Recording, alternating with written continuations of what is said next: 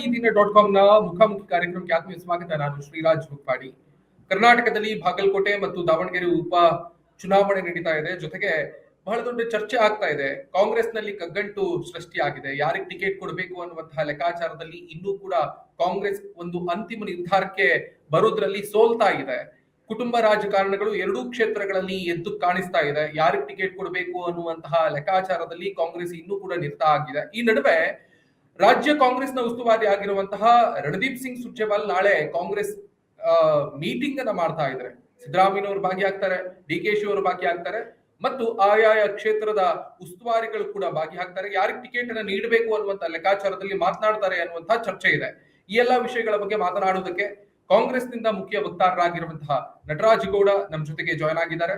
ಜೊತೆಗೆ ಹಿರಿಯ ಪತ್ರಕರ್ತ ಆಗಿರುವಂತಹ ಹೊನ್ನಾಳಿ ಚಂದ್ರಶೇಖರ್ ಅವರು ಕೂಡ ನಮ್ಮೊಂದಿಗೆ ಜಾಯ್ನ್ ಆಗಿದ್ದಾರೆ. ಇಬ್ಬರಿಗೂ ಕೂಡ ಕಾರ್ಯಕ್ರಮಕ್ಕೆ ಆತ್ಮೀಯ ಸ್ವಾಗತ ಸರ್. Thank you. ಮುಖ್ಯವಾಗಿ ಈಗಾಗಲೇ ಬಿಜೆಪಿ ಈ ಎರಡು ಉಪಚುನಾವಣೆಗಳಿಗೆ ಟಿಕೆಟ್ ಅನ್ನ ಘೋಷಣೆ ಮಾಡಿದೆ. ಬಾಗಲಕೋಟೆ ಕ್ಷೇತ್ರಕ್ಕೆ ಚರಂತಿಮಠ ಅವರನ್ನ ಆಯ್ಕೆ ಮಾಡುವುದರ ಜೊತೆಗೆ ಒಂದಿಷ್ಟು ಜಾತಿ ರಾಜಕಾರಣ ಮತ್ತೆ ದಾವಣಗೆರೆ ದಕ್ಷಿಣ ವಿಧಾನಸಭಾ ಕ್ಷೇತ್ರದ ಉಪಚುನಾವಣೆಗೆ ಕೂಡ ಹಿಂದುಳಿದ ವರ್ಗದವರನ್ನ ಟಿಕೆಟ್ ಕೊಡುವಂತಹ ಒಂದು ಪ್ರಯತ್ನವನ್ನ ಮಾಡುವುದರ ಮುಖೇನವಾಗಿ ಆ ಭಾಗದಲ್ಲಿ ಹೆಚ್ಚಿರುವಂತಹ ಹಿಂದುಳಿದ ವರ್ಗದ ಮತಗಳನ್ನ ಸೆಳೆಯುವಂತ ಪ್ರಯತ್ನವನ್ನ ಬಿಜೆಪಿ ಮಾಡಿದೆ. ಕಾಂಗ್ರೆಸ್ ಈ ಹಿನ್ನೆಲೆಯಲ್ಲಿ ಯಾವ ರೀತಿಯ ಸ್ಟ್ರಾಟಜಿಯನ್ನ ಮಾಡುತ್ತೆ ಅನ್ನುವುದನ್ನ ಈಗ ಪ್ರಶ್ನೆ ಮಾಡಬೇಕಾಗಿದೆ. ಹೊನ್ನಾಳಿ ಚಂದ್ರಶೇಖರ್ ಸರ್, ಇದ್ರ ಬಗ್ಗೆ ನಿಮ್ಮ ಫಸ್ಟ್ ರಿಯಾಕ್ಷನ್ ಏನು ಅಂತ? ಕಾಂಗ್ರೆಸ್ಗಿಂತ ಮೊದಲೇ ಈಗ ಬಿಜೆಪಿ ಟಿಕೆಟ್ ಅನ್ನ ಘೋಷಣೆ ಮಾಡಿದೆ ಎರಡು ಉಪಚುನಾವಣೆಗಳಲ್ಲಿ. ಎರಡೂ ಕ್ಷೇತ್ರಗಳು ಸಹ ಕಾಂಗ್ರೆಸ್ ಇದ್ದಂತ ಕ್ಷೇತ್ರ, ಕಾಂಗ್ರೆಸ್ ಗೆದ್ದಂತ ಕ್ಷೇತ್ರಗಳು. ಮತ್ತೆ ಎರಡು ಕ್ಷೇತ್ರಗಳನ್ನ ಉಳಿಸ್ಕೊಳ್ಬೇಕು ಅಂತಕ್ಕಂತ ಪ್ರಯತ್ನದಲ್ಲಿದೆ. ಆದ್ರೆ ಈ ಉಪಚುನಾವಣೆ ಕಾಂಗ್ರೆಸ್ಗೆ ಸ್ವಲ್ಪ ಕಗ್ಗಂಟಾಗಿದೆ. ದಾವಣಗೆರೆ ಕ್ಷೇತ್ರ ಆಗಿರ್ಬೋದು ಮತ್ತು ಮೇಟಿಯವರ ಕ್ಷೇತ್ರ ಆಗಿರ್ಬೋದು, ಎರಡೂ ಕ್ಷೇತ್ರದಲ್ಲೂ ಸಹ ಅಭ್ಯರ್ಥಿ ಯಾರು ಅಂತ ಹೇಳಿ ಅಂತಿಮವಾಗಿ ಆಯ್ಕೆ ಮಾಡ್ಲಿಕ್ಕೆ ಕಾಂಗ್ರೆಸ್ಗೆ ಸಾಧ್ಯ ಆಗ್ತಾ ಇಲ್ಲ. ಮತ್ತು ಬಹಳ ವಿಚಿತ್ರ ಅಂತಂದ್ರೆ ಎರಡೂ ಕ್ಷೇತ್ರದಲ್ಲೂ ಸಹ ಕುಟುಂಬ ರಾಜಕಾರಣ, ಅಂದ್ರೆ ಅದೇ ಯಾರು ಅಭ್ಯರ್ಥಿಗಳಾಗಿದ್ರು, ಯಾರು ಶಾಸಕರಾಗಿದ್ರು ಅವರ ಕುಟುಂಬದವರೇ ಅಭ್ಯರ್ಥಿಗಳಾಗ್ಬೇಕು ಅಂತ ಪ್ರಯತ್ನ ಮಾಡ್ತಾರೆ. ಮತ್ತೆ ಎಲ್ಲಾ ರಾಜಕೀಯ ಪಕ್ಷಗಳು ಅದನ್ನ ಯೋಚನೆ ಮಾಡ್ತಾರೆ. ಒಬ್ಬ ನಾಯಕ, ಒಬ್ಬ ಶಾಸಕ ಅಲ್ಲಿ ನಿಧನರಾದ್ರು ಅಂದಾಗ ಅವ್ರ ಬಗ್ಗೆ ಏನು ಒಲವಿರುತ್ತೆ, ಒಂದು ಅನುಕಂಪ ಇರುತ್ತೆ, ಅದರ ಒಂದು ಲಾಭವನ್ನ ತೆಗೆದುಕೊಳ್ಬೇಕು ಅಂತ ಎಲ್ಲಾ ಪಕ್ಷಗಳು ಯೋಚನೆ ಮಾಡ್ತೀವಿ. ಅದೇ ರೀತಿ ಕಾಂಗ್ರೆಸ್ ಸಹ ಯೋಚನೆ ಮಾಡಿರ್ಬೋದು, ಅದ್ರಲ್ಲಿ ತಪ್ಪಲ್ಲ. ಆದ್ರೆ ಒಂದೇ ಕುಟುಂಬದಲ್ಲಿ ಜಾಸ್ತಿ ಆಕಾಂಕ್ಷಿಗಳಿದ್ದಾಗ ನಾವೇನು ಮೇಟಿಯವರ ಕ್ಷೇತ್ರ ನೋಡ್ತಾ ಇದೀವಿ, ಆ ಕ್ಷೇತ್ರದಲ್ಲಿ ಆದಂತ ಸಮಸ್ಯೆಗಳು ಕಾಣುತ್ತೆ. ಆದ್ರೆ ದಾವಣಗೆರೆ ಕ್ಷೇತ್ರದಲ್ಲಿ ಸ್ವಲ್ಪ ಬೇರೆ ತರದ್ದೇ ಅಲ್ಲಿ ಕಗ್ಗಟ್ಟು ಕಾಣ್ತಾ ಇದೆ. ಅಲ್ಲಿ ಮುಸ್ಲಿಮರಿಗೆ ಕೊಡ್ಬೇಕು ಅಥವಾ ಶಾಮರು ಕುಟುಂಬದವರಿಗೆ ಕೊಡ್ಬೇಕು ಅಂತ ಹೇಳಿ ಹೈಕಮಾಂಡ್ ಆದಷ್ಟು ಬೇಗ ತೀರ್ಮಾನವನ್ನು ತೆಗೆದುಕೊಂಡ್ರೆ ಬಹಳ ಒಳ್ಳೇದು. ಯಾಕಂದ್ರೆ ಈಗಾಗಲೇ ಬಿಜೆಪಿ ಟಿಕೆಟ್ ಅನ್ನ ಈಗಾಗಲೇ ಘೋಷಣೆ ಮಾಡಿರೋದ್ರಿಂದ ಅವರು ಸ್ಟ್ರಾಟಜಿಗಳನ್ನ ಮಾಡ್ಲಿಕ್ಕೆ ಶುರು ಮಾಡಿರ್ತಾರೆ. ಈಗ ಏನ್ ಮಾಡ್ಬೇಕು, ಯಾವ ರೀತಿ ಮಾಡ್ಬೇಕು ಅಂತ ಹೇಳಿ ಈಗ ಅವರೊಂದು ದಾಳವನ್ನ ಉಳಿಸ್ಬಿಟ್ಟಿದ್ದಾರೆ. ಚರಂತಿಮಠ 2 ಸರಿ ಶಾಸಕರಾಗಿದ್ರೆ ಈಗ ಅವರಿಗೆ ಟಿಕೆಟ್ ಕೊಟ್ಟಿದ್ದಾರೆ. ಇಲ್ಲಿ ಇವರಿಗೆ ಶ್ರೀನಿವಾಸ್ ದಾಸ್ ಕರಿಯಪ್ಪ ಅವರಿಗೆ ಟಿಕೆಟ್ ಅನ್ನ ಆಗ್ಲೇ ಘೋಷಣೆ ಮಾಡಿದ್ದಾರೆ. ಹಾಗಾಗಿ ಈಗ ಕಾಂಗ್ರೆಸ್ಗೆ ಒಂದ್ ಸ್ವಲ್ಪನಾದ್ರೂ ಸುಲಭ ಆಗತ್ತೆ. ಈಗ ಎದುರಾಳಿ ಯಾರು ಅಂತ ಗೊತ್ತಾದ ನಂತರ ನಮ್ಮ ಅಭ್ಯರ್ಥಿ ಯಾರಾಗ್ಬೇಕು ಅಂತ ಹೇಳಿ ಒಂದ್ ಸ್ವಲ್ಪ ಯೋಚನೆ ಮಾಡಿ ತೀರ್ಮಾನ ತೆಗೆದುಕೊಳ್ತಕ್ಕಂತ ಒಂದು ಅವಕಾಶ ಅವ್ರಿಗಿರುತ್ತೆ. ಹಾಗಾಗಿ ಕಾಂಗ್ರೆಸ್ ಎಷ್ಟು ಬೇಗ ತೀರ್ಮಾನ ತೆಗೆದುಕೊಳ್ಳುತ್ತೋ ಅಷ್ಟು ಬೇಗ ಅಷ್ಟು ಅನುಕೂಲ ಈ ಕ್ಷೇತ್ರಗಳಲ್ಲಿ ಆಗತ್ತೆ. ಇಲ್ಲ ಅಂತಂದ್ರೆ ಬಿಜೆಪಿಗೆ ಸ್ಟ್ರಾಟಜಿಯನ್ನ ಮಾಡ್ಲಿಕ್ಕೆ ಕೊಟ್ಟು ಬಿಜೆಪಿಗೆ ಎಲ್ಲವನ್ನು ಸಹ ತಟ್ಟೆಲ್ ತಗೊಂಡು ಕೊಡ್ತೇವೆ ಅಂತ ಹೇಳ್ತಾರಲ್ಲ, ಆ ತರದ ಪರಿಸ್ಥಿತಿ ಬರುವುದು. ದಾವಣಗೆರೆ ಸುಲಭದ ತುತ್ತು ಅಂತ ಅನ್ಕೊಂಡಿರ್ಬೋದು ಕಾಂಗ್ರೆಸ್, ಆದ್ರೆ ಅಭ್ಯರ್ಥಿ ಯಾರಾಗ್ತಾರೆ, ಯಾವ ರೀತಿ ಅಲ್ಲಿ ಮತದಾರರನ್ನ ತಮ್ಮ ಅಭ್ಯರ್ಥಿಯನ್ನು ಒಪ್ಪಿಸೋ ಹಾಗೆ ಮಾಡ್ತಾರೆ, ಒಪ್ಕೊಳ್ಳೋ ಹಾಗೆ ಮಾಡ್ತಾರೆ ಅನ್ನೋದು ಬಹಳ ಮುಖ್ಯ ಆಗಿರುತ್ತೆ. ಮತ್ತು ಮೇಟಿಯವರ ಕುಟುಂಬದಲ್ಲಿ ಇರತಕ್ಕಂತ ವಿವಾದ ಏನಿದೆ, ಇದು ಮತದಾರರಿಗೆ ಇದರಿಂದ ಮುಜುಗರ ಆಗೋ ರೀತಿಯಲ್ಲಿ, ನಾಚಿಕೆ ಆಗೋ ರೀತಿಯಲ್ಲಿ ಮಾಡಬಾರ್ದಿದ್ದ. ಕುಟುಂಬದಲ್ಲಿ ಕೂತ್ಕೊಂಡು ಮಾತಾಡಿ ಅಲ್ಲಿ ಏನ್ ಆಗ್ಬೇಕು ಅದನ್ನ ಆದಷ್ಟು ಬೇಗ ತೀರ್ಮಾನ ತಗೊಂಡ್ರೆ ಮಾತ್ರ ಕಾಂಗ್ರೆಸ್ಗೆ ಅನುಕೂಲ ಇದೆ. ಇಲ್ಲ ಅಂತಂದ್ರೆ ಕಾಂಗ್ರೆಸ್ ಕಲ್ಲನ್ನ ತನ್ನ ಕಾಲ್ ಮೇಲೆ ಹಾಕೊಳ್ತಕ್ಕಂಥ ಪರಿಸ್ಥಿತಿ ಉದ್ಭವ ಆಗತ್ತೆ. ಸೊ ಮುಖ್ಯವಾಗಿ ಎರಡೂ ಕ್ಷೇತ್ರದಲ್ಲಿ ಒಂದು ಅನುಕಂಪದ ಆಧಾರದಲ್ಲಿ ಇಲ್ಲಿ ಚುನಾವಣೆ ಎದುರಿಸ್ತಾ ಇದೆ ಕಾಂಗ್ರೆಸ್, ಇಲ್ಲಿ ಸ್ಪಷ್ಟವಾಗಿ ಗೊತ್ತಾಗ್ತಾ ಇದೆ.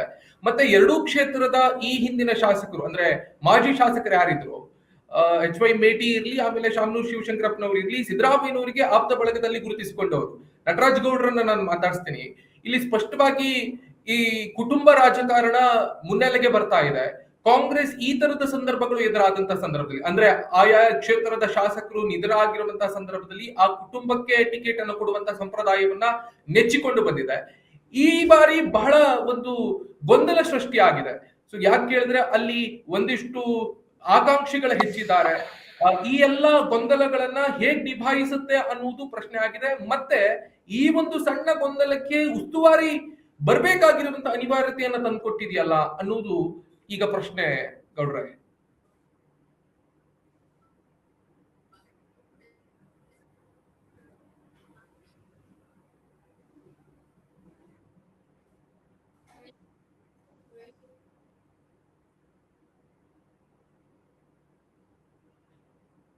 ನಟರಾಜ್ ಗೌಡ್ರೆ, ನನ್ನ ಮಾತು ನಿಮ್ಗೆ ಕೇಳಿಸ್ತಾ ಇದ್ರೆ?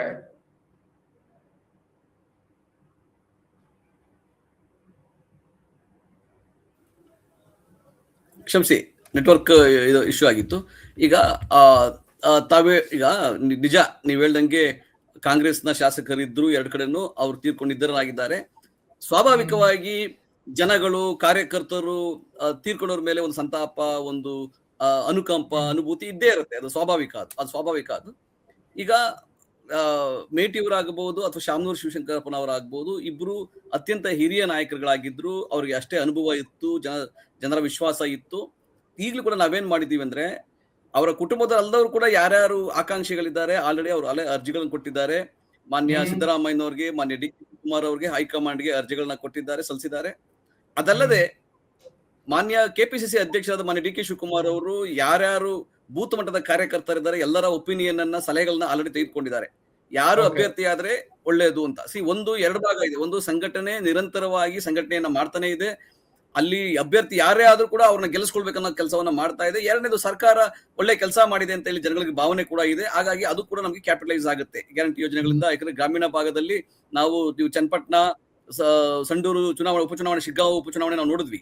ಆ 3 ಉಪಚುನಾವಣೆಗಳಲ್ಲಿ ನಮ್ಗೊಂದು ದಿಕ್ಸೂಚಿ ಏನ್ ಕೊಟ್ಟಿದ್ದಾರೆ ಜನ ಸಂಪೂರ್ಣವಾಗಿ ಕಾಂಗ್ರೆಸ್ ಪರವಾಗಿದ್ದಾರೆ, ಸರ್ಕಾರದ ಪರವಾಗಿದ್ದಾರೆ. ಈ ಚುನಾವಣೆದು ಅದೇ ರೀತಿಯಾಗಿ ಕಾಂಗ್ರೆಸ್ ಪರವಾಗಿ ಮತ್ತು ಸರ್ಕಾರದ ಪರವಾಗಿ ಜನ ಇದ್ದಾರೆ. ಆಮೇಲೆ ಇದು ಗೊಂದಲ ಇಲ್ಲ, ಆಕಾಂಕ್ಷಿಗಳು ಜಾಸ್ತಿ ಇರುತ್ತೆ. ಗೆದ್ದೇ ಗೆಲ್ತೀವಿ, ಇದು ಸರ್ಕಾರ ಇದೆ, ಉಪಚುನಾವಣೆ ಕಾಂಗ್ರೆಸ್ ಗೆಲ್ಲುತ್ತೆ. ಬಾಗಲಕೋಟೆಯ ಟಿಕೆಟ್ ಅನ್ನ ಪಡೆದಿರುವಂತಹ, ಬಿಜೆಪಿ ಟಿಕೆಟ್ ಅನ್ನ ಪಡೆದಿರುವಂತಹ ಚರಂತಿಮಠ ಅವರು ಹೇಳ್ತಾರೆ, ಈ ಬಾರಿ ಹಿಂದುತ್ವ ಗೆಲ್ಲುವುದು ಸ್ಪಷ್ಟ, ಆಮೇಲೆ ಬಿಜೆಪಿ ಗೆಲ್ಲುತ್ತೆ ಅಂತ. ಜೊತೆಗೆ ದಾವಣಗೆರೆ ದಕ್ಷಿಣ ಕ್ಷೇತ್ರದ ಬಿಜೆಪಿ ಟಿಕೆಟ್ ಪಡೆದಿರುವಂತಹ ಶ್ರೀನಿವಾಸ್ ದಾಸ್ ಕರಿಯಪ್ಪ ಅವರು ಕೂಡ ಹೇಳ್ತಾರೆ, ಈ ಬಾರಿ ಎಂತ ಸ್ಟ್ರಾಟಜಿಯನ್ನ ಮಾಡಿದ್ರು ಕೂಡ ಕಾಂಗ್ರೆಸ್ ಗೆಲ್ಲುವುದಕ್ಕೆ ಸಾಧ್ಯನೇ ಇಲ್ಲ. ಇಲ್ಲಿ ಕಾಂಗ್ರೆಸ್ನ ಕುಟುಂಬ ರಾಜಕಾರಣವನ್ನ ನೋಡಿ ಜನ ಬೇಸತ್ತಿದ್ದಾರೆ. ಹಾಗಾಗಿ ಬಿಜೆಪಿಯ ಅಧಿಕಾರ ಬರಬೇಕು ಅನ್ನುವ ಕಾರಣಕ್ಕೋಸ್ಕರವಾಗಿ ಜನ ಬಿಜೆಪಿಗೆ ಮತವನ್ನ ಚಲಾಯಿಸ್ತಾರೆ ಅನ್ನುವಂತಹ ಲೆಕ್ಕಾಚಾರದಲ್ಲಿ ಮಾತನಾಡ್ತಾರೆ. ನೀವು ಉಲ್ಲೇಖಿಸಿದ್ರಿ, ಇಲ್ಲಿ ಶಿಗ್ಗಾವಿಯಲ್ಲಿ ಕಳೆದ ಬಾರಿ ಏನು ಬಸವರಾಜ ಬೊಮ್ಮಾಯಿ ಅವರು ಲೋಕಸಭಾ ಸಂಸದರಾದಂತಹ ಸಂದರ್ಭದಲ್ಲಿ, ಆ ಕ್ಷೇತ್ರಕ್ಕೆ ರಾಜೀನಾಮೆ ಕೊಟ್ಟಂತ ಸಂದರ್ಭದಲ್ಲಿ ಅವರ ಮಗನ ಎದುರುಗಡೆ ನೀವು ಒಬ್ಬ ಮುಸ್ಲಿಂ ಕ್ಯಾಂಡಿಡೇಟ್ ಅನ್ನ ಹಾಕಿ ಅಲ್ಲಿ ಗೆದ್ದು ಬಂದು ತೋರಿಸಿದ್ರಿ. ಬಟ್ ಇಲ್ಲಿ SDPI ಕೂಡ ಇದೆ ಅಂತ ಮುಸ್ಲಿಂ ನಾಯಕರೆಲ್ಲರೂ ಕೂಡ ಹೇಳ್ತಾ ಇದ್ದಾರೆ. ಮಲ್ಲಿಕಾರ್ಜುನ್ ಅವರಿಗೆ ನಮ್ಗೆ ಟಿಕೆಟ್ ಕೊಡೋದಕ್ಕೆ ತಡೆದ್ರೆ ನಾವು ಪಾಠ ಕಲಿಸ್ತೀವಿ ಅನ್ನುವಂತಹ ಮಾತುಗಳನ್ನ ಹೇಳ್ತಾರೆ. ಜೊತೆಗೆ ನಾವು ಬೇರೆ ರೀತಿಯ ಪ್ರಯತ್ನವನ್ನ ಮಾಡ್ತೀವಿ, ಸ್ವತಂತ್ರ ಅಭ್ಯರ್ಥಿಯನ್ನ ಕಣಕ್ಕಿಳಿಸ್ತೀವಿ. ಜೊತೆಗೆ SDPI ಇನ್ನೊಂದಷ್ಟು ಚುರುಕಾಗ್ತಾ ಇದೆ ಆ ಕ್ಷೇತ್ರದಲ್ಲಿ ಅಂತ. ಈ ತರದೆಲ್ಲ ಅಭಿಪ್ರಾಯಗಳು ಬರ್ತವೆ. ಆದ್ರೆ ನಾವು ಸ್ಪಷ್ಟವಾಗಿ ಏನ್ ನೋಡ್ಕೋಬೇಕಾಗಿದೆ ಅಂದ್ರೆ, ಬಿಜೆಪಿ ನಾಯಕರು ಯಾರಾದ್ರೂ ಕುಟುಂಬ ರಾಜಕಾರಣನ ಪದವನ್ನು ಬಳಸಿದ್ರೆ ಅದು ಹಾಸ್ಯಾಸ್ಪದ ಆಗುತ್ತೆ, ನಾಚಿಕೆಗೇಡಾಗುತ್ತೆ. ಯಾಕಂದ್ರೆ ಯಡಿಯೂರಪ್ಪ, ರಾಘವೇಂದ್ರ, ವಿಜಯೇಂದ್ರ ಎಲ್ಲ ಕುಟುಂಬದವರನ್ನೇ. ಅಲ್ಲಿ ಜೊಲ್ಲೆ ದಂಪತಿಗಳು ಕುಟುಂಬದವರನ್ನೇ. ಇಲ್ಲಿ ಬೆಂಗಳೂರಿನ ಸೌತ್ ಪಾರ್ಲಿಮೆಂಟೇರಿಯನ್ ಮತ್ತೆ ಬಸವನಗುಡಿ MLA ಅವರೆಲ್ಲ ಕುಟುಂಬದವರೇ. ಇಲ್ಲಿ ಕುಟುಂಬ ರಾಜಕಾರಣ ಪ್ರಶ್ನೆ ಬರೋದಿಲ್ಲ. ಈಗ ಅನುಕಂಪ, ಯಾಕಂದ್ರೆ ಒಬ್ಬ ಈಗ ಸಿಟ್ಟಿಂಗ್ MLA ಸತ್ತಾಗ ಅವ್ರ ಕುಟುಂಬದ ಮೇಲೆ ಖಂಡಿತವಾಗಿ ಜನರುಗಳಿಗೂ ಅಷ್ಟೇ, ಕಾರ್ಯಕರ್ತರಿಗೂ ಅಷ್ಟೇ, ಈವನ್ ವಿರೋಧ ಪಕ್ಷದವ್ರಿಗೂ ಒಂದು ಅನುಕಂಪ ಇದ್ದೇ ಇರ್ತದೆ. ಅಯ್ಯೋ ಪಾಪ ಸಾವುಗೀಡಾಗ್ಬಿಟ್ರು ಅವ್ರ ಕುಟುಂಬದವರು ಅಂತ. ಆ ರೀತಿ ಇರ್ಬೇಕಾದ್ರೆ ನಾವು ಕೇವಲ ಅನುಕಂಪನ ಆಧಾರದಿಂದ ನಾವು ಓಟ್ ತಗೊಳ್ಬೇಕಂತ ಚಿಂತೆ ಏನಿಲ್ಲ. ನಮ್ದು ಕಾಂಗ್ರೆಸ್ ಸಂಘಟನೆ ನಿರಂತರವಾಗಿದೆ. ಒಂದು ಭಾಗ, ಎರಡನೇ ಭಾಗ ಸರ್ಕಾರದ ಉತ್ತಮ ಆಡಳಿತ ಇದೆ. ಹಾಗಾಗಿ ಇಲ್ಲಿ ಯಾರಾದ್ರೂ ಹಿಂದುತ್ವ ಇನ್ನೊಂದು ಇದ್ರೆ ಅವರು ಆ ರಾಜಕಾರಣದಲ್ಲಿ ಇನ್ನು ಚೈಲ್ಡ್ಗಳಂತ ಅನ್ಸುತ್ತೆ. ಆ ತರ ಪದಗಳನ್ನ ಉಪಯೋಗಿಸಿ ಯಾರು ಬಿಜೆಪಿ ಅವರು ರಾಜಕಾರಣ ಮಾಡ್ಲಿಕ್ಕೆ ಹೋದ್ರೆ ಇವಾಗ ಈಗಿನ ಕಾಲಘಟ್ಟದಲ್ಲಿ ಅದು ಬಹಳ ಬಾಲಿಶ ಅಂತ ಆಗುತ್ತೆ. ಆ ರೀತಿಯಾಗಿ ಅವರು ಚುನಾವಣೆಗೆ ಹೋಗಲ್ಲ ಅಂತ ನಮ್ಮ ಪ್ರಕಾರ. ಯಾಕಂದ್ರೆ ಇದು ಆ ರೀತಿಯ ಚುನಾವಣೆ ನಡೆಯುವಂತದ್ದಲ್ಲ. ಆಯ್ತು, ಅದು ಹಿಂದುತ್ವದ ಹೋಯ್ತು, ಅದು ರಾಮ ಮಂದಿರ ಆಯ್ತು, ಬೇಕಿದೆಲ್ಲ ಬಾಬರಿ ಮಸೀದಿ ವರದಿ ಆಯ್ತು, ಅವೆಲ್ಲ ಮುಗೀತು. ಅವ್ರೇನು ಕುಂಭವಾದ ಮಾಡ್ಲಿ ಸಾಧ್ಯ ದೇಶದಲ್ಲೆಲ್ಲ ಮಾಡಿಬಿಟ್ರು. ಈಗ ಜನ ಅಭಿವೃದ್ಧಿ ಕೇಳ್ತಾರೆ. ಮೋದಿನೇ ಮಣ್ಣು ಮುಕ್ಕಿಸ್ಬಿಟ್ರು ಜನ. ಅಬ್ಕಿ ಬಾರ್ 400 ಪಾರ್ ಅಂತ ಮೋದಿನ 240 ತಂದು ನಿಲ್ಸ್ಬಿಟ್ರು. ಮಂಡಿ ಉರ್ಸಿದ್ರು ಜನಗಳು. ಜನ ಹಂಗೆ ಯಾವಾಗ್ಲೂ ಒಂದೇ ಅಜೆಂಡಾವನ್ನ, ಒಂದೇ ತತ್ವವನ್ನ ಇಟ್ಕೊಂಡಿರೋದಿಲ್ಲ. ಜನಗಳಿಗೆ ಅಭಿವೃದ್ಧಿ ಬೇಕಿದೆ, ಎಲ್ಲರಿಗೂ ಜನಗಳಿಗೆ ಅಭಿವೃದ್ಧಿ ಬೇಕಿದೆ. ಈ ತಂತ್ರಜ್ಞಾನ ಮುಂದುವರಿತಾ ಇದೆ. ಆ ನಿಟ್ಟಿನಲ್ಲಿ ನಾವೇನ್ ಮಾಡ್ತಾ ಇದೀವಿ ಅಂದ್ರೆ, ಈ ಕರ್ನಾಟಕದಲ್ಲಿ ನಾವೇನ್ ಗ್ಯಾರಂಟಿ ಯೋಜನೆಗಳು ಕೊಟ್ಟಿದ್ದೀವಿ, ಅದು ಪ್ರತಿಯೊಂದು ಗ್ರಾಮೀಣ ಮಹಿಳೆ ಅವ್ರ ಸ್ವಾವಲಂಬನೆ ಆಗ್ಲಿಕ್ಕೆ ಅವಕಾಶ ಮಾಡಿಕೊಟ್ಟಿದೆ. ಅದನ್ನ ಖಂಡಿತವಾಗಿ ಜನ ಅದನ್ನ ಪ್ರಶಂಸೆ ಮಾಡಿದ್ದಾರೆ. ಅದನ್ನ ನೋಡಿ, ಚನ್ನಪಟ್ಟಣ ಚುನಾವಣೆಯಲ್ಲಿ ನಾವು ಲೆಕ್ಕ ಹಾಕ್ತಾ ಇದ್ವಿ 2,000-3,000 ಓಟಲ್ಲಿ ಗೆಲ್ತಾರೆ ಅಂತ. 25,000 ಮತಗಳ ಅಂತರದಿಂದ ಕಾಂಗ್ರೆಸ್ ಅಭ್ಯರ್ಥಿ ಗೆದ್ರು ಚನ್ನಪಟ್ಟಣದಲ್ಲಿ. ಯಾರ ವಿರುದ್ಧವಾಗಿ? ಬಿಜೆಪಿಯಿಂದ ಬಂದವರನ್ನು ನಿಮ್ಗೆ ಗೊತ್ತಿರ್ಬೇಕಲ್ವಾ? ಅವ್ರ ಮೂಲತಃ ಕಾಂಗ್ರೆಸ್, ಬಿಜೆಪಿ ಬರ್ಲಿ ಇನ್ನೊಂದು ಬರ್ಲಿ, ಅಲ್ಲಿ ಎರಡೇ ಭಾಗ ಆಗಿದ್ದು. ಈಗ ಬಿಜೆಪಿ ಎಲ್ಲ ಕುಮಾರಸ್ವಾಮಿ ಹಿಂದೆ ನಿಂತ್ಕೊಂತ, ಕೇಂದ್ರ ಸರ್ಕಾರ ಕುಮಾರಸ್ವಾಮಿ ಹಿಂದೆ ನಿಂತಿತ್ತು. ಕುಮಾರಸ್ವಾಮಿಯ ಮಗ ದೇವೇಗೌಡರ ಮೊಮ್ಮಗ ಹ್ಯಾಟ್ರಿಕ್ ಸೋಲು ಸುಲಭ ಅಲ್ಲ. ಅಲ್ಲಿ ಶಿಗ್ಗಾಂವಲ್ಲಿ ಬಸವರಾಜ ಬೊಮ್ಮಾಯಿ ಅವರು ಮಾಜಿ ಮುಖ್ಯಮಂತ್ರಿ ಆಗ್ತಾನೆ ಆಚೆಗೆ ನಿರ್ಗಮಿಸಿದ್ರು. ಅವರ ಮಗ ಅಂತಹ ಜಾಗಗಳನ್ನೇ ಜನ ಒಪ್ಪಲಿಲ್ಲ. ಯಾಕಂದ್ರೆ ಏನಂದ್ರೆ, ಈ ಸರ್ಕಾರದ ಒಂದು ಬದಲಾವಣೆ ಇದೆ, ಈ ಸರ್ಕಾರದಲ್ಲಿ ಒಂದು ಯೋಜನೆಗಳು ತಂದಿದ್ದಾರೆ, ಈ ಯೋಜನೆಗಳು ನಮ್ಮ ಜೀವನವನ್ನ ಒಂದು ಕಾಪಾಡ್ತಾ ಇದೆ ಅನ್ನೋ ಒಂದು ಭಾವನೆ ಈಗಿನ ಜನತೆಗೆ ಈಗಿನ ಕಾಲಘಟ್ಟದಲ್ಲಿ ಇದೆ. ಹಾಗಾಗಿ ಇನ್ನು 5 ವರ್ಷಗಳ ಕಾಲ ಈ ಯೋಜನೆಗಳ ಮುಖಾಂತರ ಜನ ಕಾಂಗ್ರೆಸ್ಗೆ ಆಶೀರ್ವಾದ ಮಾಡೇ ಮಾಡ್ತಾರೆ. ಒಂದು ಭಾಗ ಎಲ್ಲಾ ಉಪಚುನಾವಣೆಗಳಲ್ಲೂ ಕೂಡ ಆಳೋ ಸರ್ಕಾರಕ್ಕೆ, ಆಡಳಿತ ಸರ್ಕಾರಕ್ಕೆ ಯಾವಾಗ್ಲೂ ಒಂದು ಹೆಚ್ಚಿನ ಲಾಭ ಇದ್ದೇ ಇರ್ತದೆ. ಒಂದು. ಎರಡನೇ ಭಾಗ ಪಾಪ ತೀರಿರೋ ಅನುಕಂಪ. ಮೂರನೇದು ಸಂಘಟನೆ ನಿರಂತರವಾಗಿದೆ ಕಾಂಗ್ರೆಸ್ನ. ಆಮೇಲೆ ಬಿಜೆಪಿನ ನಾಯಕತ್ವದ ಕೊರತೆ ಇದೆ. ಬಿಜೆಪಿ ನಾಯಕತ್ವ ಕೊರತೆ ಹೆಂಗಿದೆ ಅಂದ್ರೆ, ಈ ಜಿ ಬೆಂಗಳೂರು ಕಾಣಿಸ್ತಾ ಇದೆ ಅಂತ. ನಾಯಕತ್ವದ ಕೊರತೆ ನಿಮ್ಮಲ್ಲೂ ಎದ್ದು ಕಾಣಿಸ್ತಾ ಇದೆ. ಬಿಜೆಪಿ ಕತೆ ಬಿಡಿ, ಬಿಜೆಪಿಯಲ್ಲಿ ನಾಯಕತ್ವದ ಕೊರತೆ ಇದೆ, ನಾಯಕತ್ವ ಸಮರ್ಥ ಇಲ್ಲ ಅನ್ನುವಂತಹ ವಿಷಯಗಳನ್ನ ಬದಿಗಿಟ್ಟು ಮಾತನಾಡೋದಾದ್ರೆ, ಕಾಂಗ್ರೆಸ್ನಲ್ಲೂ ಕೂಡ ಇದು ಬಹಳ ದೊಡ್ಡ ಮಟ್ಟದಲ್ಲಿ ಕಾಡ್ತಾ ಇದೆ ಅಂತ. ಸಿದ್ದರಾಮಯ್ಯನವರು ಇರ್ಲಿ ಅಥವಾ ಡಿ ಕೆ ಶಿವಕುಮಾರ್ ಇರ್ಲಿ, ನಿರ್ಣಾಯಕ ಪಾತ್ರವನ್ನು ವಹಿಸ್ತಾ ಇಲ್ವಲ್ಲ ಇವರಿಬ್ರು ಕೂಡ. ಸುರ್ಜೇವಾಲಾ ಬರ್ಬೇಕಾಗಿರುವಂತ ಪರಿಸ್ಥಿತಿ ಬಂತು. ಕಳೆದ ಉಪಚುನಾವಣೆಯಲ್ಲಿ ಯಾರು ನಿರ್ಧಾರ ಮಾಡಿದ್ರು? ಇವರೆಲ್ಲ ನಿರ್ಧಾರ ಮಾಡುವಂತಹ ಪರಿಸ್ಥಿತಿ ಇತ್ತು. ಈಗ ನಾಯಕತ್ವ ಬದಲಾವಣೆ, ಸಚಿವ ಸಂಪುಟ ವಿಷಯ ಮತ್ತೆ ಮುನ್ನೆಲೆಗೆ ಬಂದಿದೆ. ವಿಸ್ತರಣೆ ಆಗ್ಬೇಕು, ಬದಲಾವಣೆ ಆಗ್ಬೇಕು, ಇವೆಲ್ಲ ಚರ್ಚೆಗಳು ನಿಮ್ಮಲ್ಲೇ ಇದೆಯಲ್ಲ ಅಂತ. ಇಲ್ಲ, ಇದು ಉಪಚುನಾವಣೆ ಒಂದು ಕಾರಣ. ಸುರ್ಜೇವಾಲಾ ಅವರು ಬರ್ತಾ ಇರಕ್ಕೆ ಇನ್ನು ಹಲವು ಕಾರಣಗಳಿದ್ದಾವೆ. ಉದಾಹರಣೆಗೆ, ಈ GBA ಎಲೆಕ್ಷನ್ಸ್ ಆಗ್ಬೇಕಾಗಿದೆ, ಗ್ರಾಮ ಪಂಚಾಯತ್, ಜಿಲ್ಲಾ ಪಂಚಾಯತ್, ತಾಲೂಕ್ ಪಂಚಾಯತ್ ಎಲೆಕ್ಷನ್ಸ್ ಆಗ್ಬೇಕಾಗಿದೆ. ಮುಂದಕ್ಕೆ ರಾಜ್ಯಸಭಾ ಚುನಾವಣೆ ಬರ್ತಾ ಇದೆ. ಅದಕ್ಕಿಂತ ಮುಂದಕ್ಕೆ MLC ಚುನಾವಣೆಗಳು ಬರ್ತಾ ಇದೆ. ಸಂಘಟನೆ ಬಗ್ಗೆ ಚರ್ಚೆಗಳಾಗ್ಲೇಬೇಕು. ಮಾನ್ಯ ಸುರ್ಜೇವಾಲಾ ಅವರು ತಿಂಗಳಿಗೆ 2 ತಿಂಗಳಿಗೊಮ್ಮೆ ಬರೋದು ವಾಡಿಕೆ ಇದೆ. ಹಾಗಾಗಿ ಬರ್ತಾ ಇದ್ದಾರೆ. ಅದು ಗೊಂದಲ ಇದಕ್ಕೆ ಕಾರಣಕ್ಕಾಗಿ ಬರ್ತಾ ಇಲ್ಲ.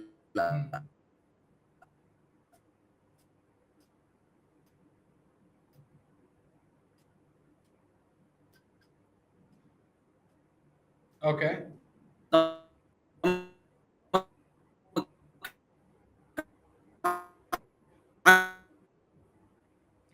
ಗೌಡ್ರೆ, ನಿಮ್ಮ ನೆಟ್ವರ್ಕ್ ಸ್ವಲ್ಪ ಇಶ್ಯೂಸ್ ಕಾಣಿಸ್ತಾ ಇದೆ. ಬರ್ತೀನಿ, ನಿಮ್ಮನ್ನ ಮಾತಾಡ್ಸೋದಕ್ಕೆ ಬರ್ತೀನಿ. ಅದಕ್ಕಿಂತ ಮುಂಚೆ ಹೊನ್ನಾಳಿ ಚಂದ್ರಶೇಖರ್ ಅವ್ರ ಜೊತೆ ಮಾತನಾಡ್ತೀನಿ. 2 ಕ್ಷೇತ್ರಗಳನ್ನ ಗಮನಿಸೋದಾದ್ರೆ ಚಂದ್ರಶೇಖರ್ ಸರ್, ಇಲ್ಲಿ ಮುಖ್ಯವಾಗಿ ನಾವು ಚರ್ಚೆ ಮಾಡಬೇಕಾಗಿರೋದು, ಬಿಜೆಪಿ ಪಕ್ಕಾ ಈ ಬಾರಿ ಜಾತಿ ರಾಜಕಾರಣವನ್ನ ಮಾಡಿದೆ ಅನ್ನೋದ್ರಲ್ಲಿ ಏನು ಅನುಮಾನ ಇಲ್ಲ. ಸೊ ಈ ಹಿಂದೆ ಅಜಯ್ ಕುಮಾರ್ ಜಾಧವ್ ಇದ್ರು, ಅಲ್ಲಿ ಒಂದಿಷ್ಟು ರಾಜಕಾರಣ ಆಯ್ತು, ಅಪ್ಪಾಜಿ ಸಂಸ್ಕೃತಿ ಇತ್ತು. ಶಾಮನೂರು ಶಿವಶಂಕರಪ್ಪನವರು ಈ ಕ್ಷೇತ್ರ ಏನು ವಿಂಗಡಣೆ ಆಗಿರುವಂತಹ ಸಂದರ್ಭದಲ್ಲಿ 2008ರಿಂದ ಇಲ್ಲಿ ತನಕ ನಿರಂತರವಾಗಿ ಗೆಲ್ತಾ ಬರ್ತಾ ಇದ್ರು. ಆದ್ರೆ 2023 ಚುನಾವಣೆಯನ್ನ ಗಮನಿಸೋದಾದ್ರೆ ಬಹಳ ದೊಡ್ಡ ಅಂತರ ಏನಿರ್ಲಿಲ್ಲ ಅಂತ. 94ರ ವಯಸ್ಸಿನಲ್ಲೂ ಕೂಡ ಅವರು ಅಷ್ಟು ಅಂತರವನ್ನ ಗೆದ್ದಿದ್ದಾರೆ ಅನ್ನೋದಾದ್ರೆ, ಅವ್ರು ಇನ್ನೂ ಕೂಡ ಶಾಸಕರಾಗಿ, ರಾಜಕಾರಣಿ ಅಲ್ಲಿನ ಜನರಲ್ಲಿ ವಿಶ್ವಾಸ ಉಳಿಸಿಕೊಂಡಿದ್ದಾರೆ ಅನ್ನುವಂತಹ ವಿಷಯವನ್ನ ನಾವು ಒಪ್ಲೇಬೇಕಾಗುತ್ತೆ. ಬಟ್ ಈಗ ಅವ್ರು ಇಲ್ಲದೆ ಇರುವಂತಹ ಸಂದರ್ಭದಲ್ಲಿ ಕಾಂಗ್ರೆಸ್ನ ಈಗಿನ ನಾಯಕರ ಮೇಲೆ ಅಷ್ಟರ ಮಟ್ಟಿಗೆ ಜನ ನಂಬಿಕೆ ಇಟ್ಕೊಂಡಿದ್ದಾರಾ? ಅಲ್ಲಿ ಮುಸ್ಲಿಂ ಬಾಹುಳ್ಯ ಇರುವಂತಹ ಕ್ಷೇತ್ರ ಹೌದು. ಮುಸ್ಲಿಂ ನಾಯಕರೆಲ್ಲರೂ ಕೂಡ ಈಗ ಟಿಕೆಟ್ಗಾಗಿ ಆಕಾಂಕ್ಷೆಯನ್ನ ವ್ಯಕ್ತಪಡಿಸ್ತಾ ಇದ್ದಾರೆ ಅನ್ನೋದು ಕೂಡ ಇಲ್ಲಿ ಚರ್ಚೆ ಆಗ್ತಾ ಇದೆ. SDPI ಕೂಡ ತನ್ನದೇ ಆದಂತ ಸ್ಟ್ರಾಟಜಿ ಮಾಡ್ತಾ ಇದೆ. ಒಂದ್ ವೇಳೆ ಶಾಮನೂರ್ ಕುಟುಂಬದವರಿಗೆ ಕಾಂಗ್ರೆಸ್ ಟಿಕೆಟ್ ಕೊಟ್ರೆ SDPI ಇನ್ನಷ್ಟು ಸ್ಟ್ರಾಂಗ್ ಆಗುತ್ತೆ. ಮುಸ್ಲಿಮರು ಬೇರೆ ರೀತಿ ಚಿಂತನೆಯನ್ನ ಮಾಡಬಹುದು ಅಂತ. ಕಾಂಗ್ರೆಸ್ಸಿಗೆ ಓಟ್ ಹಾಕುವ ಬದಲು SDPIಗೆ ಹೋದ್ರೆ ಕಾಂಗ್ರೆಸ್ಸಿಗೆ ಇಲ್ಲಿ ಪೆಟ್ಟಾಗೋದಿಲ್ವಾ ಅಂತ. ದಾವಣಗೆರೆ ಕ್ಷೇತ್ರ ಬಹಳ ಒಂದು ವಿಶೇಷವಾದಂತ ವಿಚಿತ್ರವಾದ ಕ್ಷೇತ್ರ ಇದೆ. ಈ ಕ್ಷೇತ್ರದಲ್ಲಿ ಏನಾಗಿದೆ, ಶಾಮನೂರು ಶಿವಶಂಕರಪ್ಪ ಅವರ ನಾಯಕತ್ವ ಏನಿತ್ತು, ಆ ನಾಯಕತ್ವವನ್ನ ಎಲ್ಲರೂ ಒಪ್ಕೊಂಡಿದ್ರು. ಶಾಮನೂರು ಶಿವಶಂಕರಪ್ಪ ಅವರು ಈಗ ಒಂದು 2008ರಿಂದ ಗೆಲ್ತಾ ಇದ್ದಾರೆ. ಒಂದು ಇಷ್ಟು ವರ್ಷಗಳ 4 ಚುನಾವಣೆ ಗೆದ್ದಿದ್ದಾರೆ. ಆದ್ರೆ ಅದಕ್ಕಿಂತ ಹಿಂದೆ ಅವರು ಒಂದು 20-25 ವರ್ಷ ಕಾಂಗ್ರೆಸ್ ಪಕ್ಷದ ಸಂಘಟನೆ ಇದ್ದಾಗ್ಲೂ ಸಹ ಅವ್ರೇನ್ ಚುನಾವಣೆ ನಿಲ್ತಕ್ಕಂತ ಯೋಚನೆ ಮಾಡಿದ್ದಿಲ್ಲ. 65 ವರ್ಷ ಆದ್ಮೇಲೆ ಚುನಾವಣೆ ನಿಂತವರು, ಮತ್ತೆ ಎಲ್ಲರೂ ಅವ್ರನ್ನ ಒಪ್ಕೊಂಡ್ರು. ಆ ಕ್ಷೇತ್ರದಲ್ಲಿ ನಿರಂತರವಾಗಿ 4 ಬಾರಿ ಗೆದ್ರು.